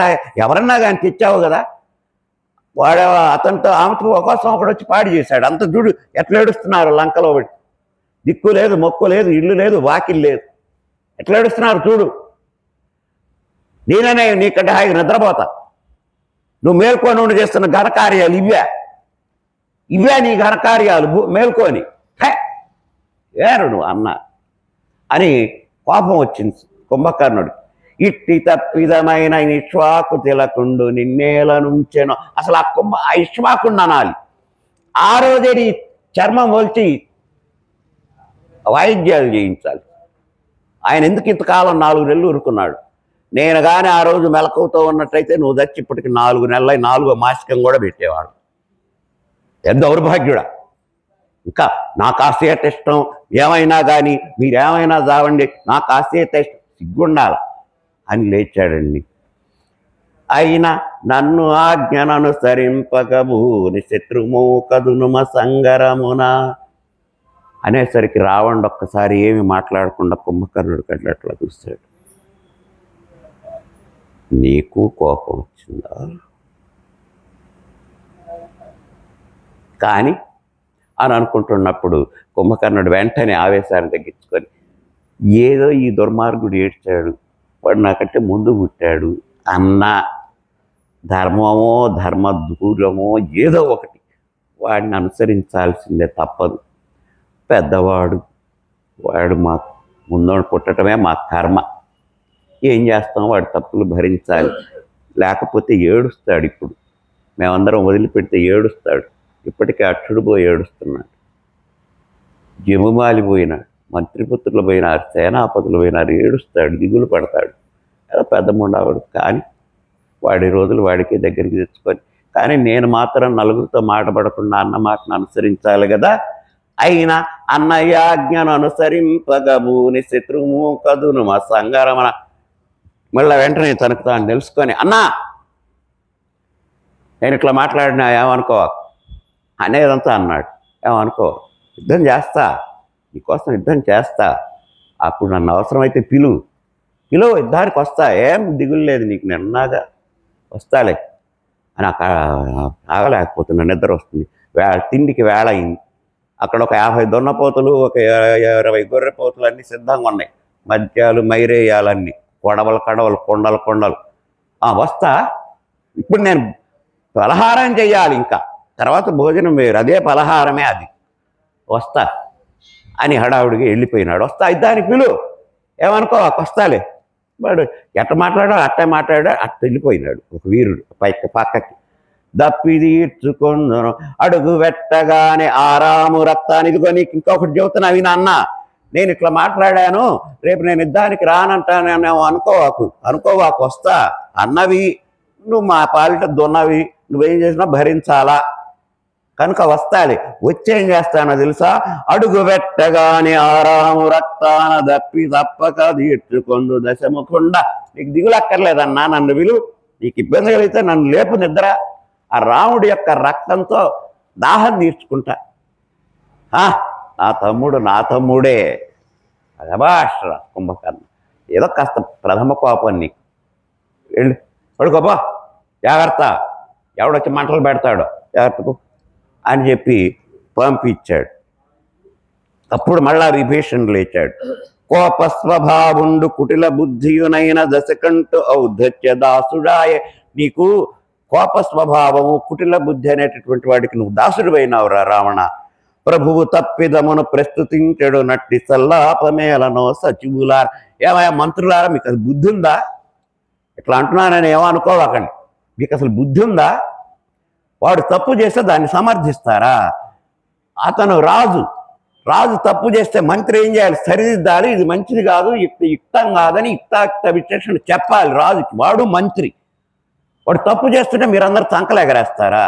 మిమ్మల్ని చూసి వాడు రెచ్చిపోయి ఎన్ని తప్పులు చేస్తున్నాడు. ఇప్పుడు అసలు నాశనానికి మీరే కారణం, వాడి నాశనానికి మీరే కారణం. వాడు చేసే ప్రతి తప్పుని మీరు సమర్థించారు, అది మేకయింది. వాడు సర్వనాశనానికి దారి తీస్తుంది. ఏం మంత్రులే మీరు, పనికిమాల మంత్రులు మాకు. ఇదే మంత్రి చెప్పేది, ఇదే మంత్రులు ఇచ్చే సలహా. వాడు చేసే తప్పులను సమర్థించేవాడు మంత్రే. రాజు చేసే తప్పుల్ని ఖండించాలి మంత్రి. అది మంత్రిత్వం అంటే. ఏం మాట్లాడుతున్నారు మీరు? పెద్దవాళ్ళే తెలియదా అతను చెప్పడం? వాడు వినడు, మూర్ఖుడు, తెలిసిన మూర్ఖుడు. మీరే చక్కగా సర్ది చెప్పాల్సింది పోయి, ఇంకా నువ్వు గొప్పవాడివి, అట్లానే చేయి, సీతనిట్ట చేయి, మాట్లాడవాకనే అని వాళ్ళ మీద అరిచాడు. ప్రభువు తప్పిదమును ప్రస్తుతించడు నట్టి సల్లాపమేలనో సచివులారా. రాజు చేసే తప్పుల్ని మంత్రులు గనక అంగీకరిస్తూ కూర్చుంటే, ఆమోదిస్తూ కూర్చుంటే, రాజు ఇష్టం వచ్చినట్టు చెలరేగిపోయి ప్రజల్ని పీడించి సర్వనాశనం చేస్తాడు. నన్నెవరు ఆపలేడు, నా ముందు ఎవరు మాట్లాడలేరు, నేనంటే అందరికీ భయం. నువ్వంటే అందరికీ భయమే, కానీ నిన్ను భయపెట్టేవాడు ఒకడున్నాడు పైన, వాడు చూస్తూనే ఉంటాడు. జాగ్రత్తగా మసులుకోవాలి రాజు ఎప్పుడు కూడా అని చెబుతూ, ఆ వంకనాతని అపహరింపగా వచ్చే భూమి జరూపాన భుజగం ఒకటి. ఏం మంత్రులయ్యా మీరు ఇట్లాంటి మాటలు చెబుతారేమో మా అన్నకి? మా కర్మకు దొరికారయ్యా మీరు, సర్వనాశనం అయిపోతుందయ్యా మా వంశం. ఇప్పటికే చాలామంది పాడైపోయినామయ్యా, ఆస్తులు పోయినాయా, ఆస్తులు ధ్వంసమైనాయ్యా. ఇది మళ్ళా కూడగట్టుకోవాలంటే ఎన్నేళ్ళు పడుతున్నాం మీకు తెలుసా? మీకే హాయిగా కూర్చుంటారు, మేము అన్నీ సమకూరిస్తే కూర్చొని మంత్రాంగం అంటే ఏదో మాట్లాడుకుంటారు. మీరు చెప్పేది ఇదా? ఆ వంకనాథని అపహరింపగలొచ్చే భూమి జరూపాన భుజగం ఒకటి. మీకు తెలుసో తెలియదు, ఆ సీత అనే రూపంలో ఒక పాము వచ్చింది లంకలో. ఆ పాము, ఆ విషనాగు ఎవరిని కాటేది, మా అన్ననే కాటేయటానికి వచ్చి. ఆ సీత అనే విషనాగు మా అన్నని కాటేయడానికి తనే తెచ్చుకొని పెట్టుకున్నాడు తోటలో జాగ్రత్తగా. అది కాటేస్తున్నది, వేసి మొదలుపెట్టింది, చూస్తున్న దగ్గరికి ఎప్పుడు గట్టి కొట్టాలని. సచివులే ఈ తీరు సమ్మోదమందింప స్వర్ణయంకలంకయగు శ్మశాన వాటి. అసలు మంత్రులే ఇట్లా చెప్తే, వాడి దుర్మార్గాన్ని ప్రోత్సహిస్తే, వాడి యొక్క దౌష్ట్యాన్ని ప్రోత్సహిస్తే, వాడి యొక్క అక్రమాన్ని అవినీతిని ప్రోత్సహిస్తే ఏమిటే అది? రాజులకి క్షేమమా, ప్రజలకి క్షేమమా? మీరు ఇట్లా మాట్లాడవచ్చా అని అన్నట్ట. అన్నరో వీరి పల్కులని నడంచు. చక్కగా చెబుతున్నాడు. అన్నా నీకు ఇదే హెచ్చరిక. వీళ్ళ పలుకులు, వీళ్ళ యొక్క పలుకులు, వీళ్ళు నిన్ను పొగిడి నీ దగ్గర ఏదో లాభం పొందాలని నిన్ను పొగుడుతూ ఉన్నారు, నువ్వు అది తెలుసుకోవటంలా. వీళ్ళ పలుకులే నిన్ను నాశనం చేస్తున్నాయి. అన్నరో వీరి పలుకుల నిన్నడంచు పిన్ననైనను నా బోధ పేర్మి వినుమ. నీకంటే చిన్నవాడిని, నా మాట విను. ఇప్పుడేగా నాకంటే కూడా చిన్నవాడు మన తమ్ముడు కుంభకర్ణుడు చెప్పెళ్ళాడు. ఏం చెప్పెళ్ళాడు? ఆ రోజే గనక వాడు ఉన్నట్టయితే నువ్వు తెచ్చేవాడు అని చెప్పాడు. వాడు నిద్రపోతున్నాడు, వాడికి తెలియలే. వాడు చెప్పాడు కదయ్యా. ఎందుకయ్యా ఆయన తెస్తే ఇక్ష్వాకుడు ఎట్లా ఊరుకున్నాడయ్యా నిన్ను ఆ రోజే తప్పక అని అన్నాడే. నీకు అసలు గ్రహింపు లేదా? వినవా? అర్థం చేసుకోవా? ఆలోచించవా? నీకు అన్నీ తెలుసు, కానీ మూర్ఖుడు, తెలిసిన మూర్ఖుడు. దుర్యోధనుడు తెలియని మూర్ఖుడు, రావణాసురుడు తెలిసిన మూర్ఖుడు. ఇక వాడంతే. పిన్ననైనను నా బోధ పేర్మి వినుమ సీత నారాము జరిజేర్పసేమను. సీతను తీసుకెళ్ళరా, సీతను తీసుకెళ్ళన్నా, మా మాట విను, వీళ్ళ మాటలు వినబాకు, వీళ్ళు నీ నాశనం కోరుకునేవాళ్ళు, వీళ్ళ మాట నువ్వు విన్నావంటే మనమే, మన కుటుంబమే, మన బంధుమిత్రులే, మన బిడ్డలే నాశనం అయిపోతారు, వీళ్ళ మాట వినబాకు అని చెప్పి ఆ రాముదరి చేర్పమనుచు సీతను తీసుకెళ్ళి, ఏం పర్వాలేదు అప్పచెప్పుకో, నీకేదన్నా ఇబ్బందిగా ఉంటే నేను కూడా వస్తా, ఇద్దరం కలిసి వెళదాం, సీత అక్కడ అప్పచెబుదాం అని అన్నాడు. వినతి చేసిన అగ్రజుండు విభీషణున, ఆ అగ్రజుడికి అన్నకి విభీషణుడు ఇట్లా వినతిగా చెప్పాడు. ఇక నీ కొలువుకు నా సెలవు, సద్భాషణమ్ముల శాంతమ్ము బోధించు సైదోడు హితమును సైపలెక్రే. విభీషణ, ఒళ్ళు తెలిసి మాట్లాడుతున్నావా? ఏం మాట్లాడుతున్నావు? ఎవరితో మాట్లాడుతున్నావు? అన్నతో మాట్లాడుతున్నావు, లంకేశుడితో మాట్లాడుతున్నావు, పౌలస్త్య బ్రహ్మతో మాట్లాడుతున్నావు, ఏం మాట్లాడుతున్నావు? మంత్రులతోటి మాట్లాడుతున్నావు, వాళ్ళు మన మంత్రులు, గౌరవనీయులు వాళ్ళు, ఏం మాట్లాడుతున్నావు నువ్వు? సద్భాషణమ్ముల శాంతమ్ము బోధించు సైదోడు హితమును సైపలేక. సైదోడైనటువంటి వాడు, తమ్ముడైనటువంటి వాడు మంచి వాక్యాలు చెబుతుంటే మనం మొదటి నుంచి చెప్పుకుంటూ వస్తున్నాం, నిత్య సత్యమైంది. భోగాలము దాపురించిన వాడు మిత్ర అరుంధతిని మిత్రవాక్యమును దీప నిర్మాణ గంధమును కనరు వినరు మూర్ఖనరని పెద్దలు చెప్పుదరని చిన్నప్పుడు చిన్నయ్య గారు నీతిచంద్రికలో చదువుకున్నాం తెలుగు పుస్తకాల్లో. అప్పుడు నీతిచంద్రిక గద్యం ఉండేది, ఒక గద్య భాగ పాఠం బ్రహ్మాండమైనది ఉండేది. అసలు ఏమి గద్యం రాస్తాడండి ఆయన, అది ఇప్పటికీ మనకి వచ్చు కొంతమందికి. ఇంకా ఆయన రాసేది ఎంత బాగుంటుందని, గోదావరి తీరమందు గొప్ప బూరుగ వృక్షము కలదు, అందు నానాదిక్కుల నుండి పక్షులు వచ్చి రాత్రి వసించుతుండను. ఒకనాడు వేకువ లఘుపతనకమను బాయసం మేల్కొని రెండవ యమును బలి సంచరించుతున్న కిరాతను చూచెను. ఉరువాత లేచి వీని మొగము చూచితిని, నేడే కీడు రానున్నదో తెలియదు కదా అని విచారించుతుండగా ఇంతలో చిత్రగ్రీవుడను కోపోతరాజు నింగిని పోవచ్చు నేల మీది నూకలను చూచి, ఈ నిర్జన వనమందు నూకలు రానిమిత్తమేమి, మనం ఈ నూకలు కాసిపడరాదు, తల్లి యొక్క తెరువరి పైడి కంకణమన కాసిపడి పులిబాతంబడి మరణించెను, నీకు ఆ కథ చెప్పేదను వినుడు. అప్పుడో 55 ఏళ్ళ నాడు 6వ తరగతిలో చదివిన గద్యం అది. అట్లుండేది ఆనాడు పాఠం, తెలుగు పాఠం అట్లా ఉండేది. చిత్రగ్రీవుడు అనే పావురాల రాజు ఉన్నాడు, ఆయనకి రెక్కలు ఉన్నాయి, పావురానికి రెక్కలు లేకుంటాయి. మళ్ళీ పిల్లాడు ప్రశ్న వేయకుండా పావురానికి రెక్కలు ఉన్నాయా లేవు, ఉన్నాయి అని చెప్పండి. ఇదే పాఠం, అదే భాష. ఎంత బాగా వస్తుంది, ఎంత తెలుగుతనం వస్తుంది, ఎంత తెలుగు తెలుస్తుంది. పోయింది, పోగొట్టుకున్నాం, అంతా పోగొట్టుకుంటున్నాం. అట్లా సద్భాషణమ్ముల శాంతమ్ము బోధించు సైదోడు హితమును సైపలేకడే. మాట్లాడవాకును క్రుద్ధ సర్పముతోన నివసింపమేలుగా మిత్రువోల మెలగు శత్రు కన్నా. నీకంటే పావును పక్కలో పెట్టుకోవటం నయం రా తమ్ముడా, అసలు తమ్ముడివి కాదురా, నీకంటే పాము మంచిది, అది పక్కలో పెట్టుకొని పడుకోవచ్చు. అదన్నా ఏమి చేయదేమో ఒక్కొక్కప్పుడు, నువ్వు మంచివాడివి కాదు, ఎందుకంటే వాడికి ఇష్టవచనంగా చెప్పలేదని. 14 భువనాలు ప్రస్తుతించిన గాని చిత్కరింతురు కదా జ్ఞాతులెప్పుడు.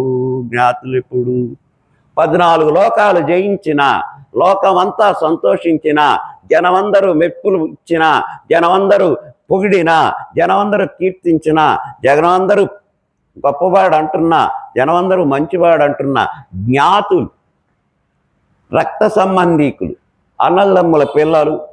ఈ అన్నదమ్ములో వీళ్ళు సహించలేరట. త్రేతాయుగంలో రావణాసురుడు అంటున్న మాట అందరూ మెచ్చుకోవచ్చుగాక, అసలు మెచ్చుకోవాల్సిన వాళ్ళే మెచ్చుకోరు. ఈ దౌర్గత్యం ఆనాటి నుంచి ఈనాటి వరకు ఉన్నదే. దేశమంతా మెప్పులు పొందినవాడు, వాళ్ళ అన్న దగ్గర, తమ్ముడి దగ్గర, ఇంకో చోట జ్ఞాతుల దగ్గర, అంటే బాబాయిల పిల్లలు, పెదనాన్న పిల్లల దగ్గర, వాడు ఏరా మీ వాడు ఇంత మంచి పేరు తెచ్చుకుంటున్నాడు అని చెబితే, వాడు బాగుందా, వాడు పనికి మాలినాడు రా, నీకు తెలియదు అని వాడు చెబుతాడు. వాళ్ళందరూ అంత గొప్పగా చెప్తూ వాడికి ఏం తెలియదు అంటారు. అట్లాంటి పరిస్థితి ఇక్కడ. 14 భువనాలు ప్రస్తుతించిన గాని చిత్కరింతురు కదా జ్ఞాతులు ఎప్పుడు. లోకమంతా గౌరవిస్తున్నది, లోకమంతా సత్కరిస్తున్నది, లోకమంతా పూజిస్తున్నది, లోకమంతా ప్రశంసిస్తున్నది. కానీ వీళ్ళకి నచ్చదు. అది కంటగింపు కదా. అని 14 భువనాలు ప్రస్తుతించిన గాని చిత్కరింతురు గదర్చి జ్ఞాతులెప్పుడు నాకడ నీ ఉండ నాశనముగాన నాకడ నీ ఉండ నా నాశనముగాన వేగమయిట నుండి వెడలిపు. రే నువ్వు కొలువులో ఉండద్దు, లే కూర్చున్నావు ఇంకా లే. పాపం విభీషణుడు లేచి వెళ్ళిపో, నువ్వు ఈ సభలో ఉండడానికి వీల్లే, నా ముందు అసలు నాకు కనపడకూడదు, నువ్వు అసలు పయోముఖ విషకుంభాని. ఎవరు పయోముఖ విషకుంభాలో మీరు ఆలోచించండి ఇప్పుడు జరిగిన వీటిని బట్టి. నీవు పైకి పాలతో నిండినటువంటి వాడివి, లోపలంతా విషం అన్నటువంటి వాడి. నా యొక్క గొప్పతనాన్ని నువ్వే సహించలేకపోతున్నావు, అతను సహించలేకపోతున్నాడా?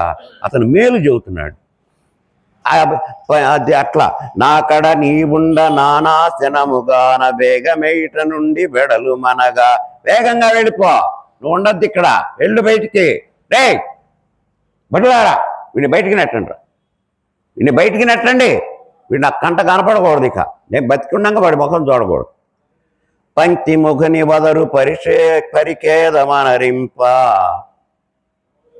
అన్నట్లా మాట్లాడేసరికి విభీషణుడికి బాధేసి సభాముఖంగా మంత్రుల మధ్య, భటుల మధ్య, సైనికుల మధ్య, అందరి మధ్య తోలనాడి అట్లా మాట్లాడేసరికి విభీషణుడికి చాలా బాధేసింది. కానీ యథార్థవాది, లోక విరోధి, యథార్థం మాట్లాడాడు. వీళ్ళు నిన్ను జడగొడుతున్నారు, అది అతనికి నచ్చల రావణాసుడు. అందుకని ఎప్పుడైనా యథార్థం మాట్లాడేవాడు లోకానికి నచ్చడు. మెరమెత్తులు చెబుతుంటే అందరూ పైకి తీసుకొచ్చుకుంటారు, దగ్గరికి చేసుకుంటారు.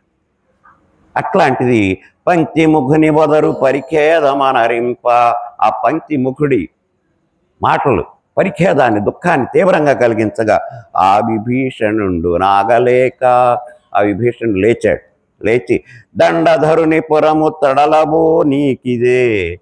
అయ్యా నన్ను పంపించడం కాదు, వాళ్ళు నెట్టకపోయినా, వాళ్ళు వెళ్ళమని చెప్పకపోయినా నేను వెళతా, వాళ్ళు చెప్పకపోయినా నేను వెళతా. నీ దగ్గర ఉండదలుచుకోవాలా నేను ఈ పూట నుంచి, నువ్వే వెళ్ళమన్నావు, ఇంకా సంతోషం. వచ్చినా మేలు, రానిచో బాధ లేదన్నట్టుగా నువ్వే వెళ్ళమన్నావు, చాలా సంతోషం. ఆయన మాట కూడా నీకే మిగుల్చుకున్నావు. లేకపోతే యుద్ధం వచ్చినప్పుడు ఆ విభీషణుడు అన్నను వదిలిపెట్టి వెళ్ళాడు అని లోకం అనుకోకుండా నువ్వే వెళ్ళమంటున్నావు, నాకు ఇంకా ఆనందం, హాయ్ అని చెప్పి ఆ విభీషణుడు నాగలేక దండధరుని పురము తరలవో నీకిలే. ఇదిగో నువ్వు యమలోకానికి వెళ్ళబోతున్నావు, యముడి పక్కన కూర్చోబోతున్నావు. యమలోకంలో ఒక ఇది నీకు రిజర్వ్ అయి ఉన్నది, ఒక స్థానం, దానిలోకి అలంకరింపబోతున్నావు. దండధరుని పురము చేరబో నీకిదే నతియు మరియు సెలవుననుచు వెడలే. నీకిదే నా తుది నమస్కారం. నువ్వు యముడి లోకానికి వెళుతున్నావు, మా అన్న యమలోకానికి వెళుతున్నాడు. ఆహాహా, నాకెంత సంతోషంగా ఉంది. అట్లాంటి యమపురికి వెళుతున్న నీకిదే నతియు సెలవు, నీకిదే నా నమస్కారం, సెలవు. బెర వెళ్ళిపోయినాడు, కోటదాడి వెళ్ళిపోయినాడు, విభీషణుడు వెళ్ళిపోయినాడు. రామం లాలిత విభీషణం, లంకా విశోషణం లాలిత విభీషణం. లంకా విశోషణుడు రాముడు విభీషణుడిని లాలించాడు. ఆ విభీషణుడు అక్కడి నుంచి ఇక అదే వేగంతో సముద్రం దాటాడు, రామచంద్రుడి దగ్గరికి వచ్చాడు. రాముడు యొక్క దగ్గరకు వచ్చాడు. ఈ వానరులు కూర్చున్నారే సముద్రం ఒడ్డున, అక్కడికి వచ్చాడు. వస్తూ పైనుంచి అరుస్తున్నాడు, శరణమంతు స్వర్ణలంకను వీడి ఇష్వాకుదరిరా విభీషణుడు శరణు, రామచంద్ర శరణు, రాఘవ శరణు, రఘువీర శరణు అంటే కిందకి దిగాడు. అందరూ ఒకసారి ఆశ్చర్యంగా ఇదేంటి ఇక్కడికి రాగానే ఎవరో ఒక ఆయన వచ్చాడు, రాముణ్ణి శరణు వేడుతున్నాడు. అవలోకనము చేసి హనుమంతుడా అతని శంకింపబని లేదు సత్యమనగా. వీళ్ళందరూ వామ్మో రాక్షస మాయలు మొదలవుతుంది. అక్కడికి వెళ్ళిన తర్వాత కంటే ఇక్కడే జరిగింది. ఏమిటంటే అది, ఇతనెవరు, మనవాడు కాదే, మన లంకలో మన లోకంలో వాడు కాదే, మన ఋషిముఖ ప్రాంతీయుడు కాదే, మన కిష్కింధా నగర అగ్రహారీకుడు కాదే, మన వాడు కాదే, వీడికి తోక లేదే అని వాళ్ళందరూ కూడా ఆశ్చర్యంగా అతన్ని చూస్తుంటే అవలోకనము చేసి హనుమంతుడు అతని శంకింపబని లేదు. అతడు సత్యమనగా అతన్ని మీరేం శంకించవాకండి, హనుమంతుడు చెప్పాడు. ఎందుకని? హనుమంతుడికి అతను ఎవరో తెలుసు. ఎందుకు తెలుసు? లంకకి వెళ్ళాడు కాబట్టి.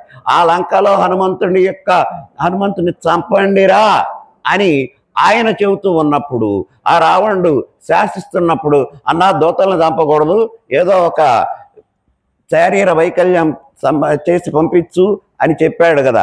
అందుకని అతనికి తెలుసు అతని మంచితనం. అందుకని హనుమంతుడు అవలోకనము చేసి హనుమంతుడు అతని శంకింపబని లేదు. సత్యమనగా అన్నా రామా అతన్ని శంకించవాకండి, అతను చాలా మంచివాడు. ఎవరు అనుకున్నారు? రావణుడి తమ్ముడు, రావణుడి జ్ఞాతి, రావణుడికి తమ్ముడు కొలువులో కూర్చుంటాడు.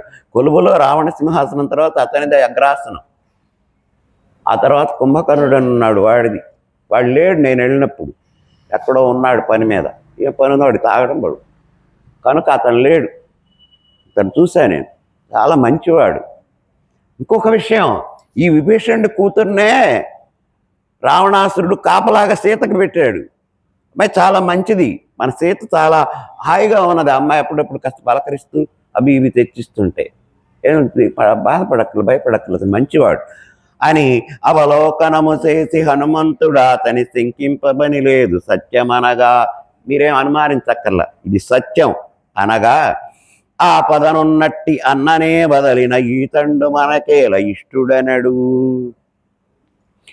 హనుమా, సుగ్రీవుడు అంటున్నాడు, హనుమా మీరు ఇక్కడి నుంచి గమనించండి, ఈ విభీషణుడు రాక దగ్గర నుంచి సుగ్రీవుడు లక్ష్మణుడు మనసులో ఏం ఉండదు, కొంచెం నిష్ఠూరంగా అట్లే మాట్లాడతారు.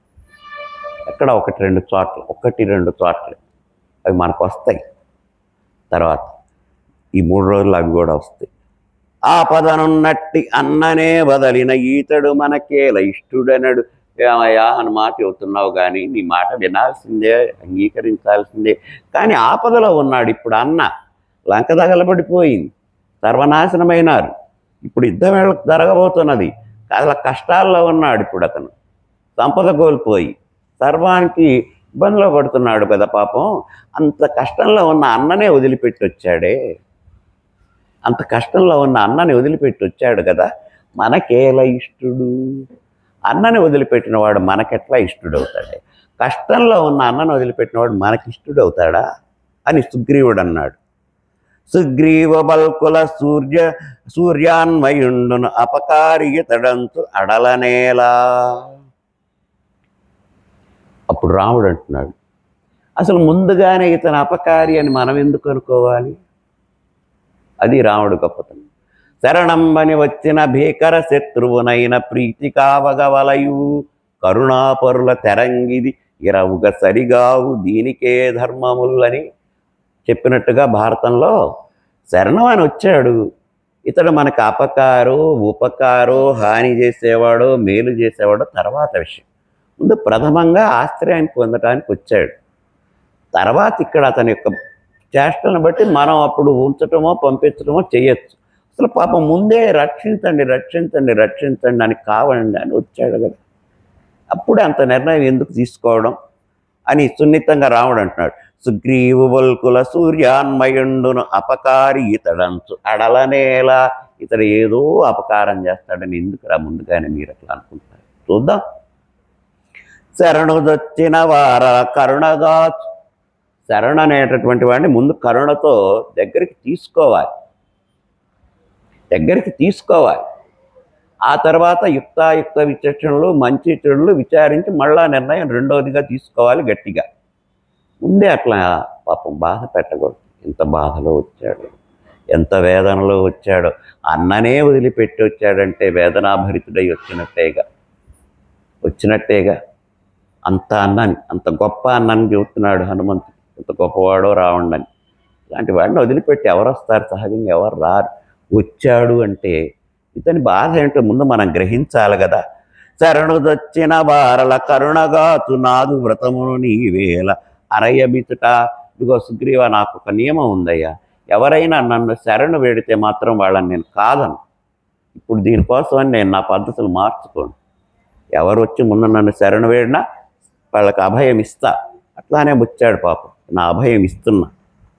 ఇది అభయం ఇచ్చుతున్నంటినని అతని కనగా, ఇదిగో విభీషణ, నీకు అభయం అభయం అభయం, ఏ భయం లేదు. నీ బాధలు ఏమన్నా ఉంటే మాతో చెప్పుకుంది, కానీ ఏ బాధ లేదు, ఏ భయం లేదు, దా ఇటు కూర్చు అని అతన్ని పిలిచి చెప్పాడు సుగ్రీవుడికి. తర్వాత ఆలోచిద్దాంలే, ముందు వచ్చిన వాడిని సరే. రావణానుజుడిక వ్రాలే రాము పదము. అప్పుడు ఆ సుగ్రీవుడు పైకి అన్నాడు, లక్ష్మణుడు అనలేదు ఇదే మాట, సుగ్రీవుడు అన్నాడు. ఇద్దరి అభిప్రాయం ఒకటే చెబుతున్నాగా అసలు. అదంతే, ఇక వాళ్ళిద్దరి అభిప్రాయం ఒకటే. కానీ ఆయన బయటపడ్డాడు, ఈయన బయటపడలేదు. ఎవరో ఒకళ్ళు బయటపడతారు, ఎక్కడొక్కడు. వాడు పడ్డాడు కదా అని ఆయన ఊరుకున్నాడు. ఇక ఇద్దరు వచ్చి రాముడి పాదాలకు నమస్కరించి గొప్పవాడివయ్యా అని అనుకున్నారు. కోదండపాణి కృత నిశ్చయం. ఇక కోదండం ఎవరిది? మేరుధనుడు శివుడు, కోదండపాణి రాముడు.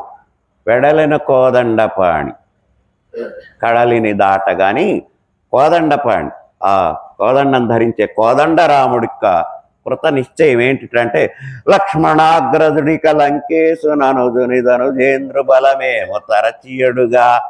అబ్బాయి విభీషణ, మనం స్నేహితులం అయినాం కదా, మీ అన్న బలం ఏమిటో మాకు చెబుతావా?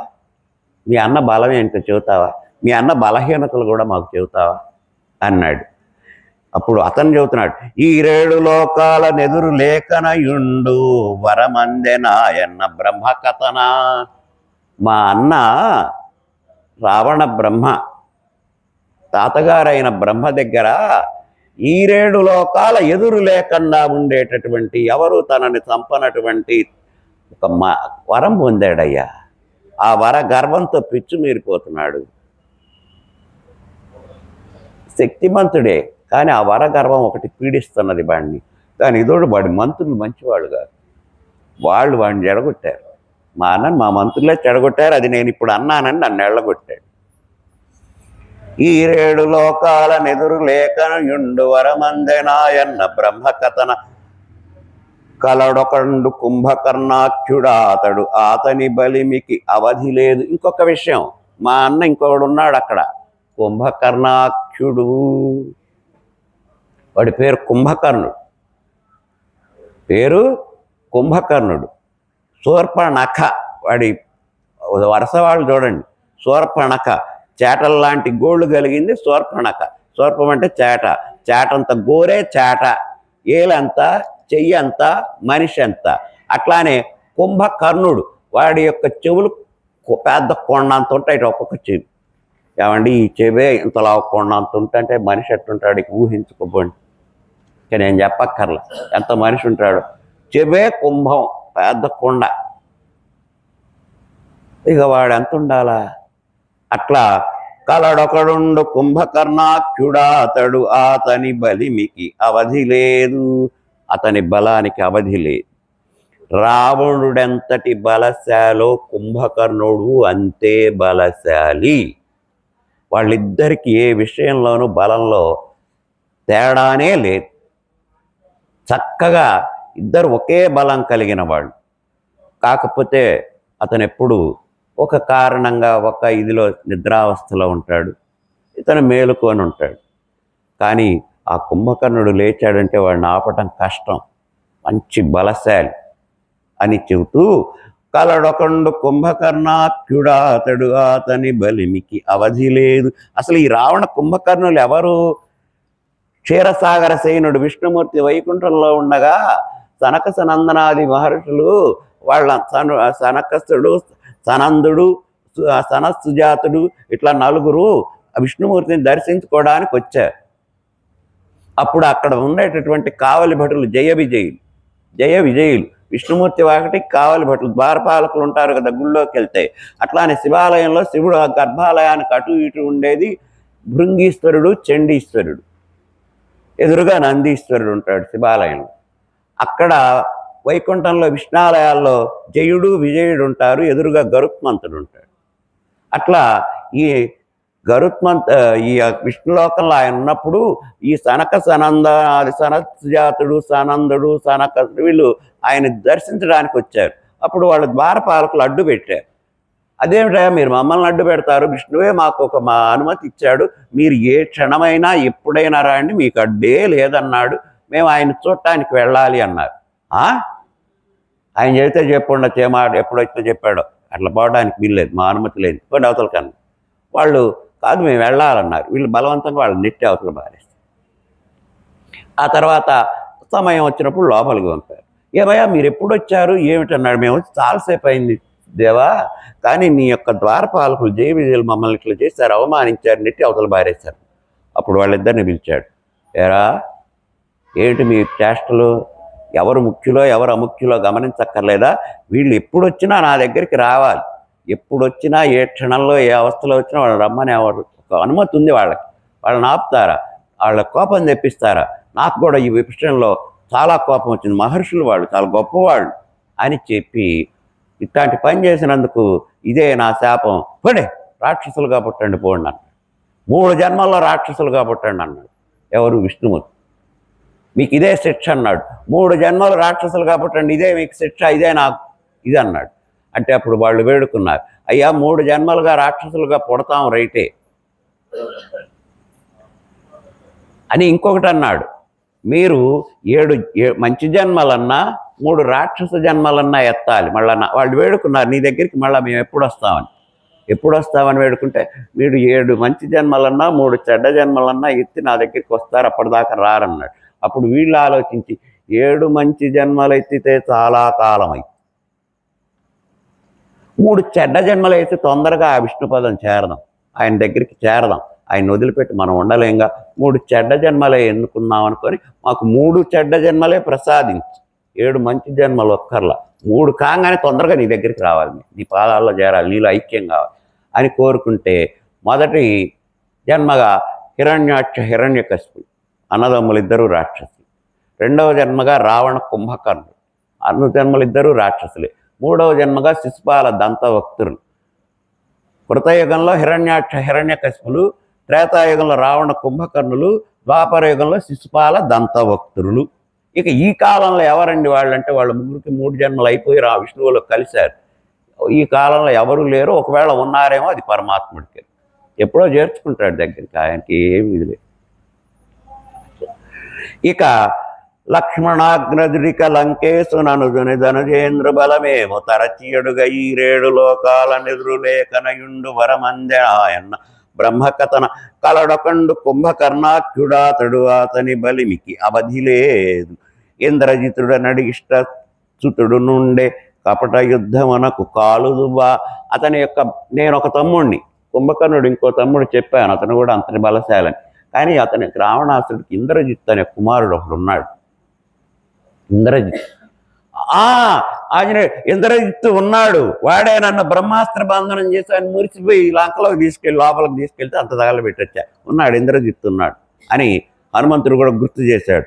ఆ ఇంద్రజిత్తుడు అనే స్తుతుడు నుండే ఇష్టస్తుతుడు వాడు. రావణుడికి చాలా ఇష్టం ఇంద్రజిత్ అంటే, చాలా ఇష్టం. అప్పుడు పంపేటప్పుడు కూడా యుద్ధానికి అచ్యుడు పెద్దవాడు, ఇంద్రజిత్ చిన్నవాడు. పెద్దవాడిని ఎందుకు పంపాడు? వీడంటే ఇష్టం, ముందు వీడిని పంపాలి అసలు వరుసలో, కానీ వాడిని పంపాడు, వాడు చచ్చిపోయినాడు, వీడున్నాడు. ఇంకా ఇంద్రజితుడు అనేటటువంటి ఇష్టస్తుతుడు నుండి కపట యుద్ధమునకు కాలుదువు. రావణాసుడు ఒక విధంగా నయం, డైరెక్ట్ వచ్చి అటాక్ చేస్తాడు, వాడు కపట యుద్ధం చేస్తాడు. ఇంద్రజిత్తు మా అన్న కొడుకు, వాడు మంచివాడు కాదు, వాడి దగ్గర మోసాలు, ఇంద్రజాల మహేంద్రజాల గజకర్ణ గోకర్ణ విద్యలన్నీ ఉన్నాయి వాడి దగ్గర అని చెప్పాడు. అని విభీషణుడంతయు నరిగింప ఎందరున్న గెలుతు నిధియే ప్రతిన, ఎంతమంది ఉన్నా గెలుస్తా, ఇదే నా ప్రతిజ్ఞ. వీళ్ళందరూ నువ్వు చెప్పావే వాళ్ళున్నారు వీళ్ళున్నారు, వీళ్ళందరూ ఎంతమంది ఉన్నా రావణుని గెలుస్తా, లంకని గెలుస్తా, సీతని తీసుకొస్తా. భూమిజన విడిపింతు భూజాని నిన్ను సేతు. విభీషణ, భూమిజ విడిపింతు, నా భార్య అయిన భూమిజను విడిపించుకొని వస్తా, సీతామ్మవారిని, భూమి నుంచి పుట్టింది భూజాతని. భూజాని నిన్ను సేతు, నిన్ను రాజుని చేస్తా లంకకి. వాడికి అనుకోని వరం, అనుకోని వరం. అక్కడుంటే ఎప్పటికీ రాజు అయ్యాను. ఆ రావణాసురుడు, తర్వాత ఇంద్రజిత్తు, అక్షుడు, వీడు జ్ఞాతి కనుక భూజాని నిన్ను సేత్, నిన్ను రాజుని చేస్తా లంకా నగరానికి, మీ అన్నని చంపి. అనుచు ఇనకులుండు అబ్ధిమొక్కే, సముద్రం మీద ఆన, ఈ సముద్రం మీద ఒట్టు, నిన్ను లంకకి రాజుని చేస్తా, నిన్ను లంకకి రాజుని చేస్తా, రావణాసురుని చంపుతా, సీతని తెచ్చుకుంటా అని ఒక భీషణమైన ప్రతిజ్ఞ చేశాడు. కోదండం పట్టుకొని సముద్రుడి మీద ఒట్టు పెట్టి రాముడు. ఇక అయ్యా అంతా బాగానే ఉంది, ఆయన ఎవరో వచ్చాడు, కూర్చున్నాం, 3 రోజులు అయింది, ఈ సముద్రం ఒడ్డుకు చేరి చస్తున్నాం, ఉప్పు నీళ్లు తాగలే, చుట్టుపక్కల ఎక్కడ మంచినీళ్ళు, తోటలు అయితే ఉన్నాయి, పండ్లు తింటున్నాం, కొబ్బరి నీళ్ళు తాగుతున్నాం, అన్నీ ఉన్నాయి, ఏంది ఇక్కడి నుంచి కదలమా అని వీళ్ళందరూ ఆలోచించుకుంటున్నప్పుడు, సుగ్రీవా, సైనికులు నిరుత్సాహపడకముందే మనం లంకకి చేరాలి, సముద్రం దాటాలి, మార్గం ఆలోచించండి అని వాళ్ళందరూ మళ్ళీ ఆలోచన పెట్టారు. అప్పుడు ఏముందయ్యా ఇక మార్గం, హనుమంతుడంటే ఎగిరెళ్ళాడు, ఆయన శక్తివంతుడు, యుక్తిమంతుడు, బలవంతుడు, వెళ్ళాడు వచ్చాడు. వీళ్ళందరూ ఎక్కడ వెళ్తారు, ఈ సముద్రం ఎక్కడ దాటుతారు, అందులో సముద్రం దాటగలిగిన వాళ్ళం ఎవరు లేవు కదా, ఉంటే ఆ రోజు కొంతమంది వెళ్ళేవాళ్ళం కదా, ఎవరు వెళ్ళలేదు, అతను ఒక్కడే కదా అన్నాడు. మరి ఎట్లా ఇప్పుడు, ఒక పని చేద్దాం, వంతెన కడదాం, వారధి కడదాం. ఇప్పుడు వీళ్ళందరూ ధనుష్కోటి దగ్గర ఉన్నారు, రామేశ్వరం దగ్గర, రామేశ్వరానికి 20 కిలోమీటర్ల దూరంలో ధనుష్కోటి, అక్కడే వంతెన మొదలుపెట్టారు కట్టడం, అక్కడ ఉన్నారు, వారధి కడదాం. అక్కడ ఆ ధనుష్కోటికి వెళ్ళే మార్గంలో ఇంకా ధనుష్కోటి 2-3 కిలోమీటర్లు వస్తున్న కోదండ రామాలయం అని ఒకటి ఉంది, కోదండ రామాలయం, కోదండ రామాలయం. అక్కడే ఈయన కోదండం పట్టుకొని ప్రతిజ్ఞ చేశాడు. ఆ స్థలంలోనే రావణుడు నిలబడి, నేను ఇదిగో కోదండం పట్టుకొని ప్రతిజ్ఞ చేస్తున్నా, ఈ సముద్రం మీద ఒట్టు, ఈ విభీషణుని రాజుని చేస్తాను, ఇప్పుడు చెప్పిన విషయం జరిగింది అక్కడే, ఈ విభీషణుని రాజుని చేస్తానని కోదండం పట్టుకొని సముద్రం కళ్ళి చూస్తూ ప్రతిజ్ఞ చేశాడే, అక్కడ ఆ రాముడు నిలబడ్డ ప్రదేశంలోనే కోదండ రామాలయం ఉంది. అందులోనే రాముడు ఇట్లా కోదండం పట్టుకొని అభయం ఇస్తుంటాడు. ఆ అభయం విభీషణుడికి ఆ అభయం అక్కడ కోదండ రామాలయం. తరువాత వీళ్ళు విజయం కూడా వచ్చిన తర్వాత విభీషణుడికి ఆ లంకను అప్పచెప్పడానికి ముందుగా అసలు ఇప్పుడే విభీషణుడికి ఇక్కడ లంకా సామ్రాజ్య పట్టాభిషేకం చేశాడు లాంఛనంగా. ఆ ప్రాంతంలోనే ఆ కోదండ రామాలయం ఎక్కడుందో ఆ ప్రదేశంలోనే విభీషణుడికి లంకా పట్టాభిషేకం చేయించాడు రాముడు. విభీషణుడికి లంకా పట్టాభిషేకం విభీషణుడికి లంకలో జరగలేదు, ఇక్కడ జరిగింది, తర్వాత అక్కడ మళ్ళా జరిగింది. అట్లానే ఆయన ఎక్కడ ప్రతిజ్ఞ చేశాడో సముద్రం మీద ప్రతిజ్ఞ చేసి చెప్పాడో, ప్రమాణం చేసి, అదే ప్రదేశంలో కోదండ రామాలయం ఇప్పటికి ఉంది. మననే మేము దర్శించాం. కోదండ రామాలయం కాస్త ఎత్తుగా ఉంటుంది, చిన్న కొండ లాంటి దాన్ని, చిన్న కొండ, ఒక 50-60 మీటర్లు అట్లాంటి దాన్ని. ఆ పక్కనే ఒక 3-4 కిలోమీటర్లు వెళ్తే ఇక వంతెన, ఇప్పటికీ కూడా ఒక 20-30 అడుగులు, 20-30 అడుగులు కాదు, 20-30 మీటర్లు ఆనాడు వానర్లు తెచ్చిన వేసిన రాళ్లే ఉన్నాయి. ఆ పెద్ద పెద్ద కొండ బండలే ఉన్నాయి, ఒక 60-70 అడుగుల వెడల్పులో. ఆ తరువాత ఈ సముద్రం నేల కుంగి అది లోపలికి పోయి, ఇప్పటికీ అక్కడ కోతులు తిరుగుతాయి. మేము అక్కడికి వెళ్ళినప్పుడు కోతులు వచ్చింది గుంపులు. నేను అనుకున్నా, ఓహో ఇది మీది నిర్మాణం కదా, ఇక్కడ చూసుకుంటారేమో వచ్చి రోజు అనుకున్నా. అట్లా ఇక వీళ్ళు చెప్పారు, సముద్రం మీద వంతెన కడదాం ఆయన. వంతెన ఏంటి, వంతెన కట్టేది ఏదైనా బొమ్మరిల్లా అనుకున్నారు. కాగితలాతే సాగరుని శరణు వేడయ్యా, సాగరుని ప్రత్యక్షంగా మనం మీ వంశం వాడేగా, అడుగు దారివ్వమని అడుగు అన్నారు. రాముడు 3 రోజులు దీక్షలో కూర్చొని సూర్య జపం చేశాడు. సూర్యుని జపించాడు 3 రోజులు. నువ్వు ప్రత్యక్షంగా నిన్నొకటి అడగాలి, నువ్వు మా పూర్వీకుడివి అని 3 రోజులు చేసినా కూడా సాగరుడిలో కదలికే రాల. సముద్రుని వేడాడు 3 రోజులు. నువ్వు రా బయటికి, మాట్లాడాలి నీతో. సూర్యుని కాదు, సాగరుడిని వేడాడు 3 రోజులు. అయినా కూడా సాగరుడు రాలా బయటికి. ఇకప్పుడు 3వ రోజు లేచి, 3 రోజుల నుంచి నిన్ను ప్రార్థిస్తుంటే మరీ ఎక్కువ చేస్తున్నావా అని చెప్పి కోదండం ఎత్తాడు, బాణం సంధించాడు, సముద్రుడికి ఎక్కువ పెట్టాడు. నువ్వు కానీ బయటికి రావచ్చి నాతో మాట్లాడకపోతే ఈ బాణం వచ్చి సముద్రాన్ని మొత్తం ఇంకింపజేస్తుంది అని ఎక్కుపెట్టాడు. అప్పుడు ఆ శరణు శరణు రామచంద్ర ప్రభు, శరణు శరణు అని సాగరుడు బయటకు వచ్చాడు. భాస్కరాపత్యుని ప్రార్థన మింతయు చెవిజేర్ప నీకన్న సింధు అదువు, నీకున్న సింధురాజు. బాయ్, సూర్యవంశ అన్వయుడు నిన్ను పిలుస్తున్నాడు కాబట్టి నేను బయటికి వెళ్ళాలని ఆ సముద్రుడికి అనిపించి బయటకు వచ్చాట. అయితే ఏమిటి రామా నీ ఆజ్ఞ ఏమిటి అన్నాడు. ఏమీ లేదు, మేము అవతల ఒడ్డుకి వెళ్ళాలి, లంకలోకి వెళ్ళాలి, సీత అక్కడుంది, తెచ్చుకోవాలి, నీవు మా వంశం వాడివే, మేము నీకు చాలా మేలు చేసాం ఒకప్పుడు మా పూర్వీకులందరూ, ఇప్పుడు నువ్వు నాకు ఇక్కడ దారి ఇవ్వాలి. ఎట్లా దారి? 2గా చీలిపో, మేము వెళ్ళిపోతాం. అంత అవసరంలే. అక్కడ అరేబియా సముద్రం, హిందూ మహాసముద్రం, బంగాళాఖాతం ఏకమయ్యే భయంకరమైనటువంటి అలలు లేచే ప్రాంతం అది. కనుక ఇక్కడ అంత చీలిపోవడం అనేటటువంటి కాని పని. ఒక పని చేయండి, మీలో నీలుడు అనే అతను ఉన్నాడు, ఒక అతనికి ఒక శక్తి ఉంది. అతను ఏది పట్టుకొని సముద్రంలో వేసినా అది అక్కడే నిలబడుతూ ఉంటుంది, తేలుతూ ఉంటుంది. మీలోనే ఉన్నాడు. ఆ నీలుడిని ఉపయోగించుకోండి. ఆ నీలుడు నా మీద ఏం వేసినా తేలుతుంటుంది, ఇక మీరు నిర్ణయించుకోండి అని నమస్కారం చేసి సముద్రం వెళ్ళాడు. చెప్పాడు, ఇప్పుడు మనం ఏం చేయాలన్నారు. ఏం చేయడం ఏంటి? కొండలు, గుట్టలు, రాళ్ళు, రప్పలు, చెట్లు అన్నీ పట్టుకురావాలా. పట్టుకొచ్చి నీలుడి చేతికి అంటించాలి. ఆ నీలుడు దాన్ని అట్లా అంటాడు, అది తీసుకెళ్ళి సముద్రంలో పేర్చాలి, వరుసగా గోడ పేర్చినట్టు ఒక దారి పేర్చాలి అని చెప్పాడు. ఇక దశరథాత్మజునకును దండుమితుడు విశ్వకర్మసుతుడు వినయశీలుడు నయన నీలుండు నీసేన నిరతియుండే. అతడు విశ్వకర్మసుతుడు, వినయశీలుడు, నీలుడు నీ దగ్గరే ఉన్నాడయ్యా, నీ సైన్యంలో మీ పక్కన కూర్చొని ఉన్నాడు చూడు అనేసరికి, శక్తుండా తండె వారధి సంతరింపదాని భరించి మిమ్మటు తరల చేతు. ఈ వారధి కట్టడానికి అతడే శక్తుడు, అతన్ని ఉపయోగించుకోండి అని చెప్పాడు. అనగా రాముడు అస్త్రమున అంప అన్య దిశకు ఎక్కుపెట్టిన బాణం రామబాణం వెళ్ళదు, ఇంకో చోటికి, అక్కడికి గురిపెట్టిన చోటికే వెళ్తుంది. కానీ నువ్వు వచ్చి మాకు సహకరిస్తానన్నావు కదా, బాణమా ఇంకో పక్కకి ఎటన్నా వెళ్ళి ఆగిపో అన్నాడు.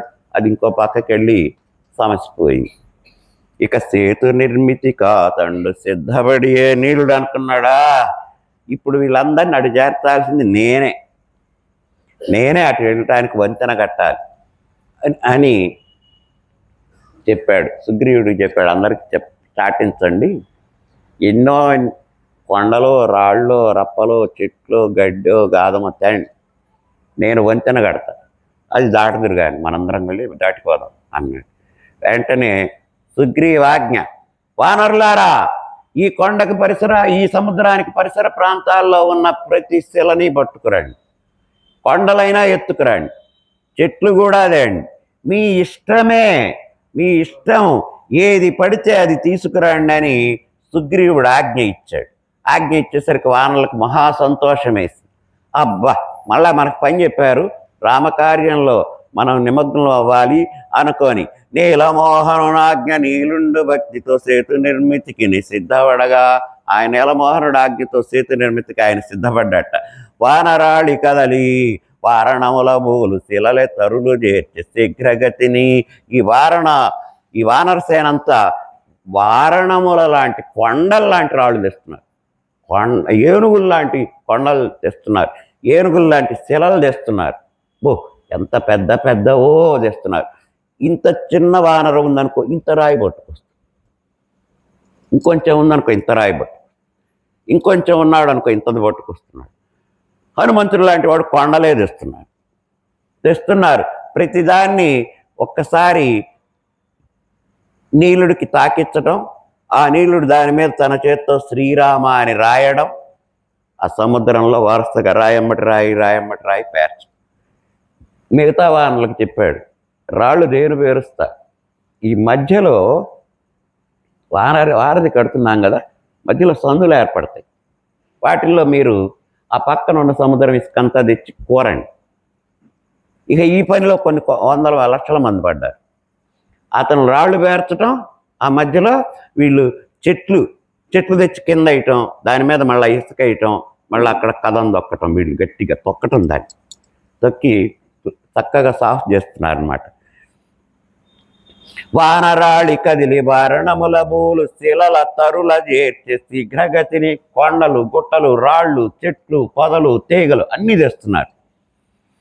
సరిగొలువనొకరు, చదును చేయనొకరు. కట్టడం అంటే కట్టడం కాదు, సరిగ్గా ఉండాలి కొలత. ఇంత వెడల్పు ఉండాలి. మన సైన్యం ఇంత ఉన్నది. ఇంత సైన్యం ఒక రోజున్నరలో అటుపక్కకి వెళ్ళాలంటే దీని వెడల్పు ఎంత ఉండాలో ముందు లెక్కేయాలి. ఇది శతయోజనములు, 800 అడుగులు యోజనాలు వెయ్యాలి, 800 మైళ్ళు వెయ్యాలి. కానీ ఈ 800 మైళ్ళు ఎంతమంది మనవాళ్ళు ఉన్నారు, వీళ్ళు దాటడానికి ఎంత వెడల్పు వంతెన కావాలి, లెక్క ఉండాలి. ఒక రోజున్నరలో అయిపోవాలి అటు వెళ్ళటం అందరం. అట్లా వెళ్ళడానికి వీలుగా అంచనా వేశారట. సరిగొలువనొకరు, ఒకళ్ళు కొలత పెట్టారు, అటు ఇటు తాడు పట్టుకొని. ఇది హద్దు, ఈ కొలతలో వేయాలి, ఇంత వెడల్పులో పడాలి వంతెన. సరిగొలువనొకరు, ఇంకొకళ్ళు చదును చేయనొకరు. ఇక నీలుడి దగ్గరికి రాయి రావడం, రామాన్ని రాయడం అని పేర్చడం, చక్కగా పేరుస్తున్నాడు. ఇక చదువును చేయనొకరు. మిగతా వాళ్ళు చెట్లు వేస్తున్నారు ముందు లోపలికి, తర్వాత గడ్డి కూరుతున్నారు, ఆ తర్వాత మట్టి ఇసుక పోస్తున్నారు, తొక్కుతున్నారు. దాన్ని తొక్కడం వాళ్ళకి ఎంత ఇష్టం, కలం తొక్కుతున్నారు. మొత్తానికి చక్కగా మంచి బ్రిడ్జి వేస్తున్నారు. పరపు 10 యుగాను బారు 100గా నుండు. పరపు 10 యోజనాలు, 1080 మైళ్ళట. బారు 100 యోజన. పరపు అంటే ఈ పరుపు 10 యుగాను బారు 100గా నుండు. శతయోజన నడవ సంఘటించి, అదొక నడవ వంతెన, శతయోజనం 800 మైళ్ళు, 80 అడుగుల వెడల్పు, 80 యోజనాల వెడల్పులో 800 మైళ్ళు, 80 మైళ్ళ వెడల్పులో వంతెన కట్టారండి. వానరులు తలుచుకుంటే కానుంటున్నారు. అట్లాంటి వానర వీరులు తలుచుకుంటే కానుంటుందా?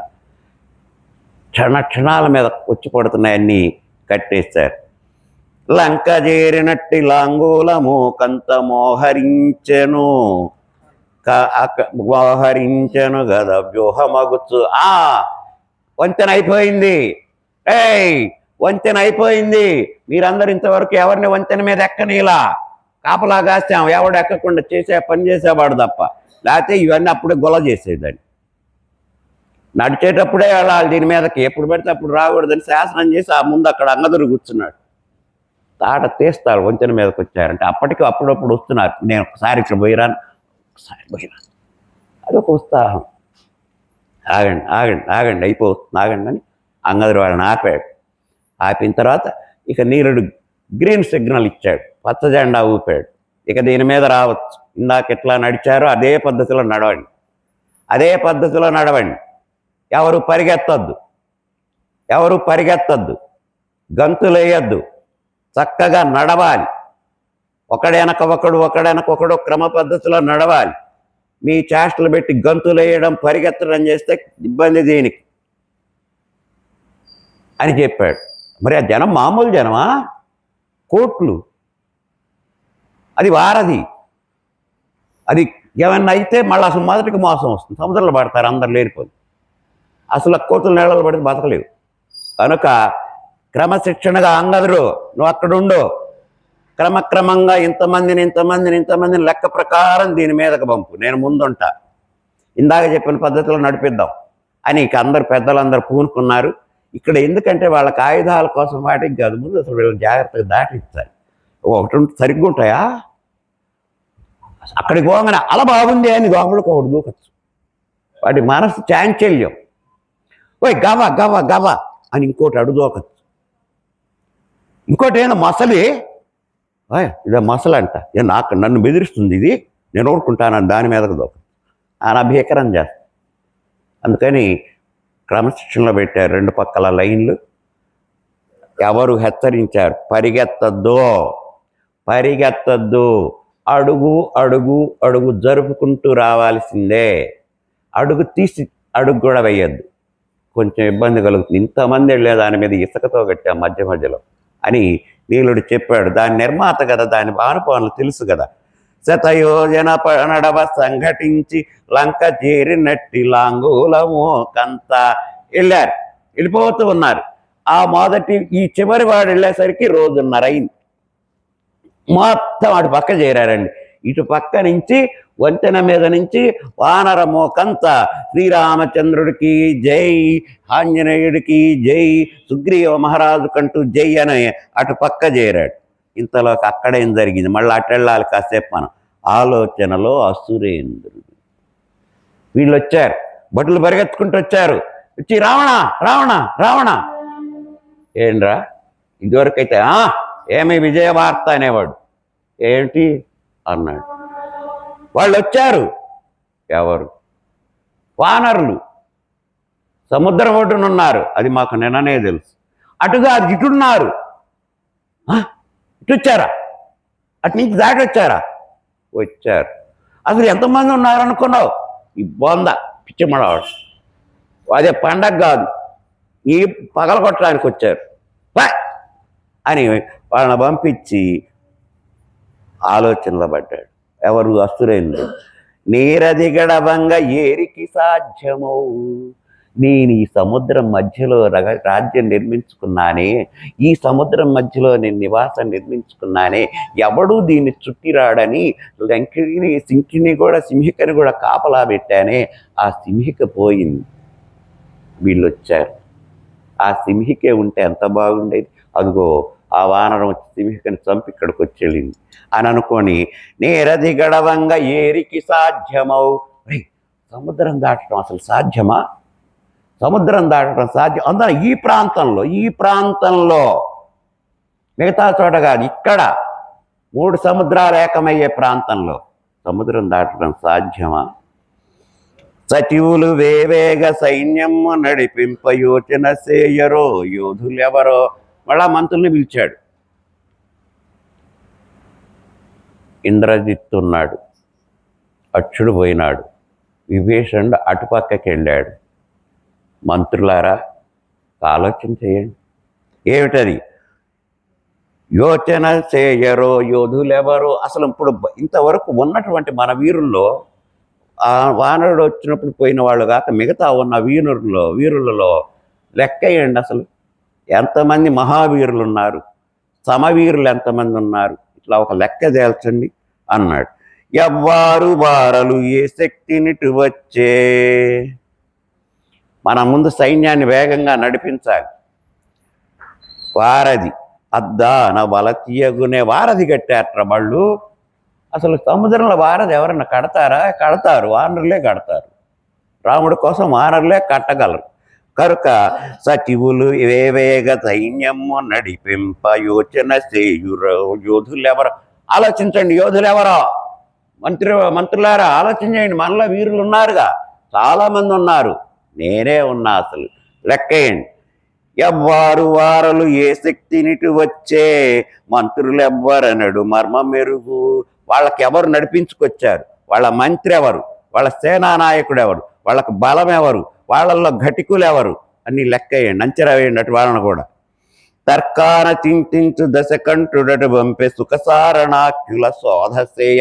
మంత్రులు చెప్పారు, ఏమయ్యా నువ్వు ఇక్కడ కూర్చొని ఆజ్ఞిస్తే ఎట్లయితుంది, అసలు అటు పోయి రావాలి ఒకడెవడో, ఆ సైన్యంలోకి ఒకడు వెళ్ళాలి, అందరిని పరిశీలించి పరిస్థితి సమీక్షించుకొని ఒకడు వస్తే మేము ఆలోచన చేయగలం వాడి బలాలు ఎట్లా కుదురుతుంది ఇక్కడ కూర్చుంటే అంటే సుఖసారణులారా, వీళ్ళు గూఢచారు. సుఖసారణులు, సుకుడు సారణుడు అని ఇద్దరు గూఢచారులు, మంచి నమ్మకమైన వాళ్ళు. వాళ్ళని పిలిచాడు. ఏమిటి ప్రభు, మీరిద్దరు ఒక పని చేయాలి. ఏమిటి చెప్పండి. మీరిద్దరు వానరుల రూపం ధరించండి. వాళ్ళు కామరూపులే, మారీచుడులాగా. మారీచుడు కామరూపుడు, వాడి దగ్గర ఉన్న వాళ్ళు. వీళ్ళు కూడా ఏ రూపం కావాలంటే ఆ రూపం పొందుతారు. మీరిద్దరు వానర రూపం ధరించండి. ధరించి వాళ్ళ మధ్యలోకి వెళ్ళండి. వాళ్ళ మధ్యలోకి వెళ్ళండి. మీరు గూఢచారులు, మనకి మీ రూపం మార్చుకోండి, వానరులుగా రూపం ఎత్తండి, వాళ్ళ మధ్యలోకి వెళ్ళండి. ఆ మధ్యలోనే వానరులాగా తిరుగుతూ ఉండండి. వాళ్ళ చేష్టలన్నీ గమనించండి. వాళ్ళు ఎట్లాంటి చేష్ట చేస్తారు అట్లానే చేస్తూ ఉండండి. మీ చేష్టలు అక్కడ చూపించబాకండి, వెళ్ళంగానే మీదపడి పీక్కుదండి. వానర చేష్టలు చూపించండి, పసిగట్టండి. వాళ్ళు ఎవరిని మంత్రి అంటున్నారో, ఎవరిని సేనానాయకులు అంటున్నారో, ఎవరిని వీరుడు అంటున్నారో, ఎవరిని సూర్యుడు అంటున్నారో, మిగతా వాళ్ళు ఎట్లాంటి వాళ్ళు, అందులో విద్యావంతులు ఎంతమందో, మేధావులు ఎంతమందో, బలశాలురు ఎంతమందో అని కొంచెం కాస్త ఒక్క రోజు అక్కడంతా వాళ్ళ కలివిడిగా తిరగండి అని సుఖసారణాఖ్యుల శోధసేయ వానర్ల ఓల నటించు వారిగా నేను రావణానురవ్వారి రాము చేర్ప. ఇక్కడ లక్ష్మణుడు ఉన్నాడు. అసలు ఆయన ఇంకొక దృష్టిలోనే ఆలోచిస్తున్నాడు. వాళ్ళేం తక్కువ వాళ్ళండి, మన వాళ్ళు. మనం ఇక్కడికి వచ్చాం, ఇది శత్రుస్థావరం. ఏ క్షణానైనా శత్రువు ఏ రూపంలోనైనా మన మధ్యలో ఎవడో ఒకడు దూరతాడు. మరి యుద్ధ తంత్రాలంటే అవి అంత జాగ్రత్తగా నడుపుకుంటారు సైన్యాన్ని. అందుకే మహారాజులు లేలేరు ఈ దేశాన్ని. ఆ ఆలోచనలు వేరు, ఆ పద్ధతులు వేరు, ఆ ధర్మం వేరు, ఆ నడక వేరు. కనుక రావణానుజుడవ్వారి రాము చేర్ప.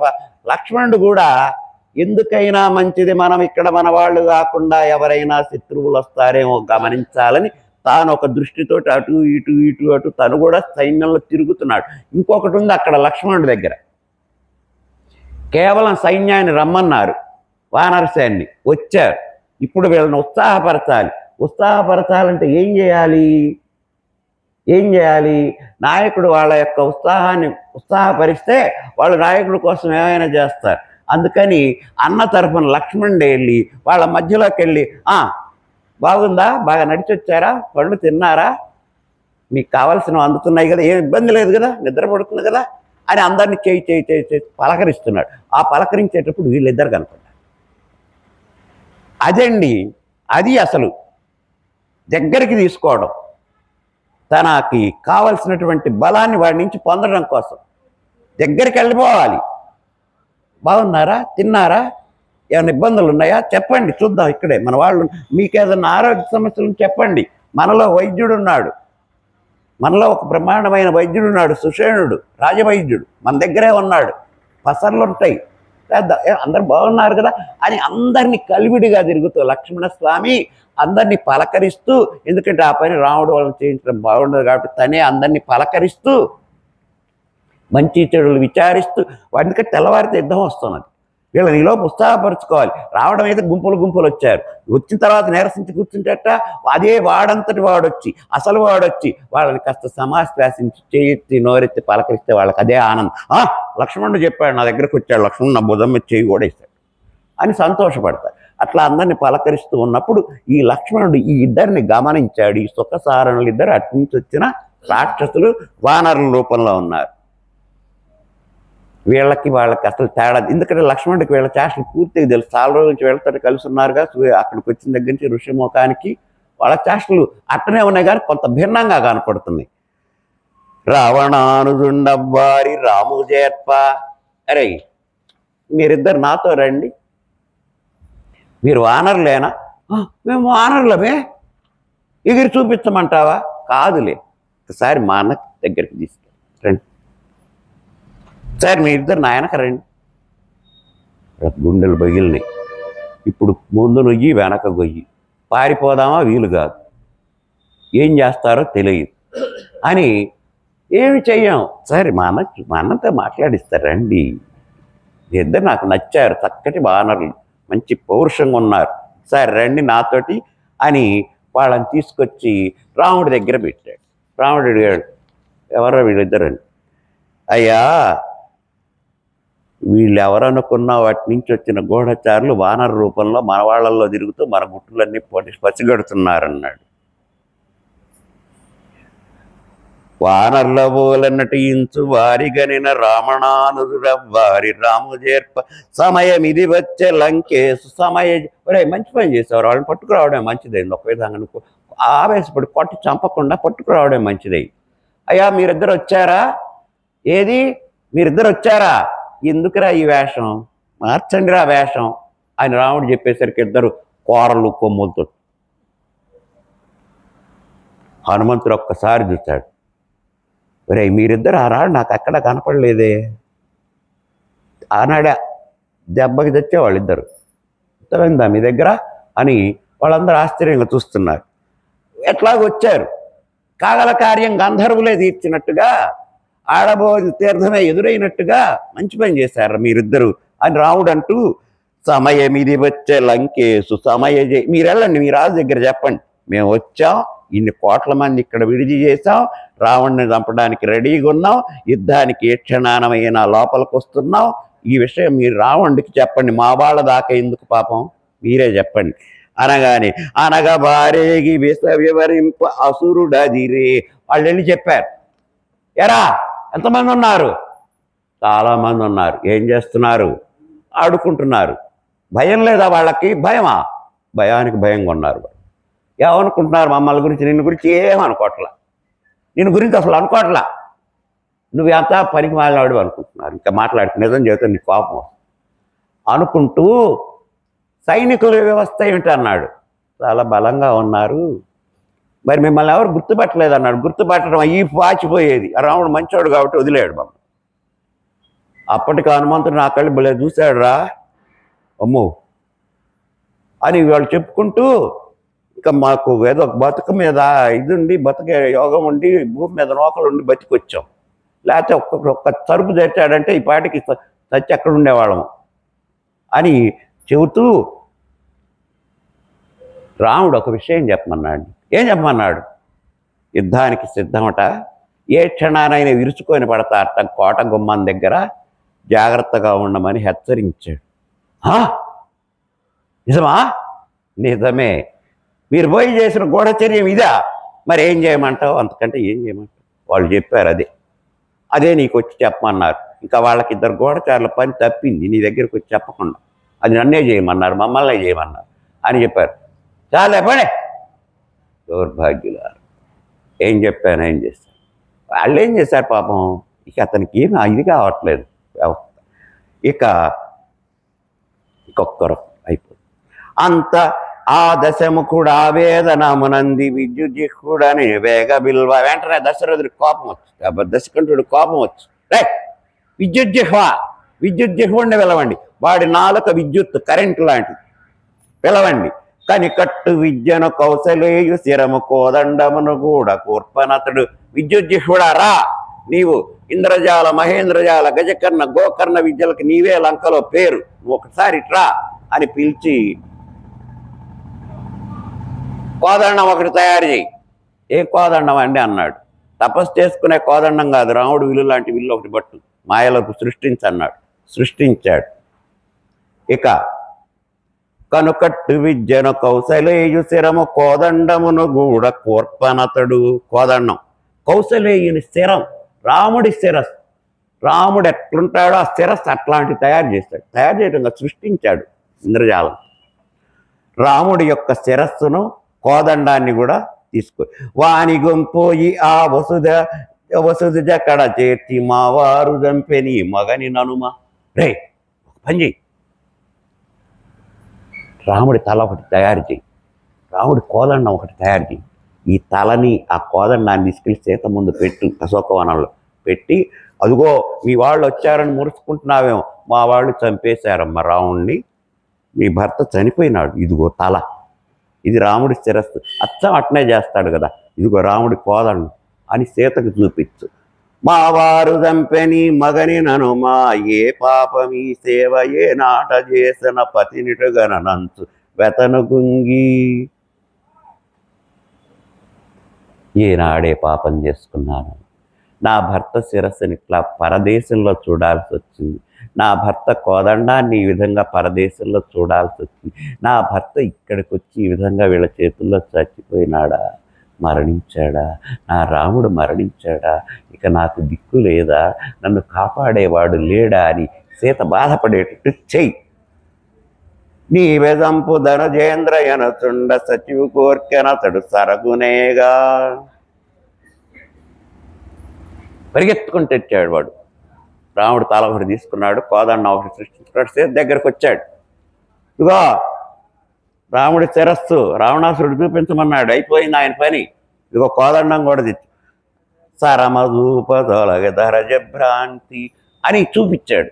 సీత అయ్యో అయ్యో అయ్యో, రాముడి తలగే పట్టుకొచ్చారు, రాముడి తలనే నరికాడు, రాముడి తల కోసుకొచ్చి చూపిస్తున్నారు, నాకు శ్రీరాముడి తల భాగం చూపిస్తున్నారు, కోదండాన్ని చూపిస్తున్నారు, దిగులు పడి ఏడుస్తున్నది కింద పడి. అప్పుడు సరమ అని ఆమె వచ్చి, ఏమో కాస్త తగ్గు, అంత ఆవేశం అంత ఏడుపు అక్కర్లా, వాళ్ళకి అంత ఇది లేదు మా వాళ్ళ దగ్గర. వాడు వచ్చిన వాడు ఎవడనుకున్నావు, విద్యుత్ వాడు మాయగాడు, వాడు మాయలోడు, మామూలు వాడు కాదు. ఇదిగో వాడు తెచ్చిన తోలు తల, తోలు కోదండం చూడు. అది నిజమా? నిజమే. వాడు మాయలతో అటు తీసుకొచ్చాడు చూడు. ఏముంది ఇది? ఇది ఒక తోలుతో చేసిన తల, ఇది ఒక తోలుతో చేసిన కోదండం. చూసావుగా, రాముడికి ఏం కావాలి. ఇప్పుడే నేను చూసి వచ్చా. ఎంత నీలమయ శ్యాముడు, ఎంత బాగున్నాడమ్మా నీ భర్త. వచ్చి రాక్షసుడా, మా భర్త బాగున్నాడు అంటావు నువ్వు? కాదులే, భర్త బాగుంది. ఎంత అందగాడమ్మా, ఎంత అందంగా ఉన్నాడు, ఎంత ధీరుడు, ఎంత వీరుడు. అక్కడ కూర్చుంటే చూసి వచ్చాను. ఆయనకి ఏం కావాలి, ఇవన్నీ తోలు బొమ్మలు అని చూపించేసరికి ఆవిడ యొక్క భ్రాంతి తలగి చాలా ఆనందపడ్డది. మంచి పని చేస్తావు, మంచి పని చేస్తావు. రేపు అయోధ్యకి వెళ్ళంగానే నీకు బ్రహ్మాండమైన ఉద్యోగం చూసుకో, నీకు ఇష్టమైనది ఇప్పుడే సెలెక్ట్ చేసుకో అని సీత చెబుతూ ఉండగా సీత కూడా సంతోషపడ్డది. రావణాసురుడు ఆలోచనలో పడ్డాడు. రాముడు లంకా నగరాన్ని లంక భూమి మీద దిగాడు. ఏ క్షణానైనా కోతులు ఇటు దూకుతాయి, ఏ క్షణానైనా కోట తలుపులు బద్దలు కొడతాయి, కోటను ముట్టడిస్తాయి. రామరావణ యుద్ధానికి, సమర సన్నాహానికి అంతా సిద్ధమై ఎవరి ప్రదేశంలో వాళ్ళు ఏ క్షణాన దూకుదాం, ఏ క్షణాన దూకుదాం అని ఉత్సాహంగా అటుపక్క వాళ్ళు ఉన్నారు వానరులు. ఏ క్షణాన మన మీదకి వచ్చి పడతారు అని వీళ్ళు ఎదురు చూస్తున్నారు. మొత్తానికి రెండు పక్షాలు సమరోత్సాహంతో గుంభనగా ఉన్నాయి.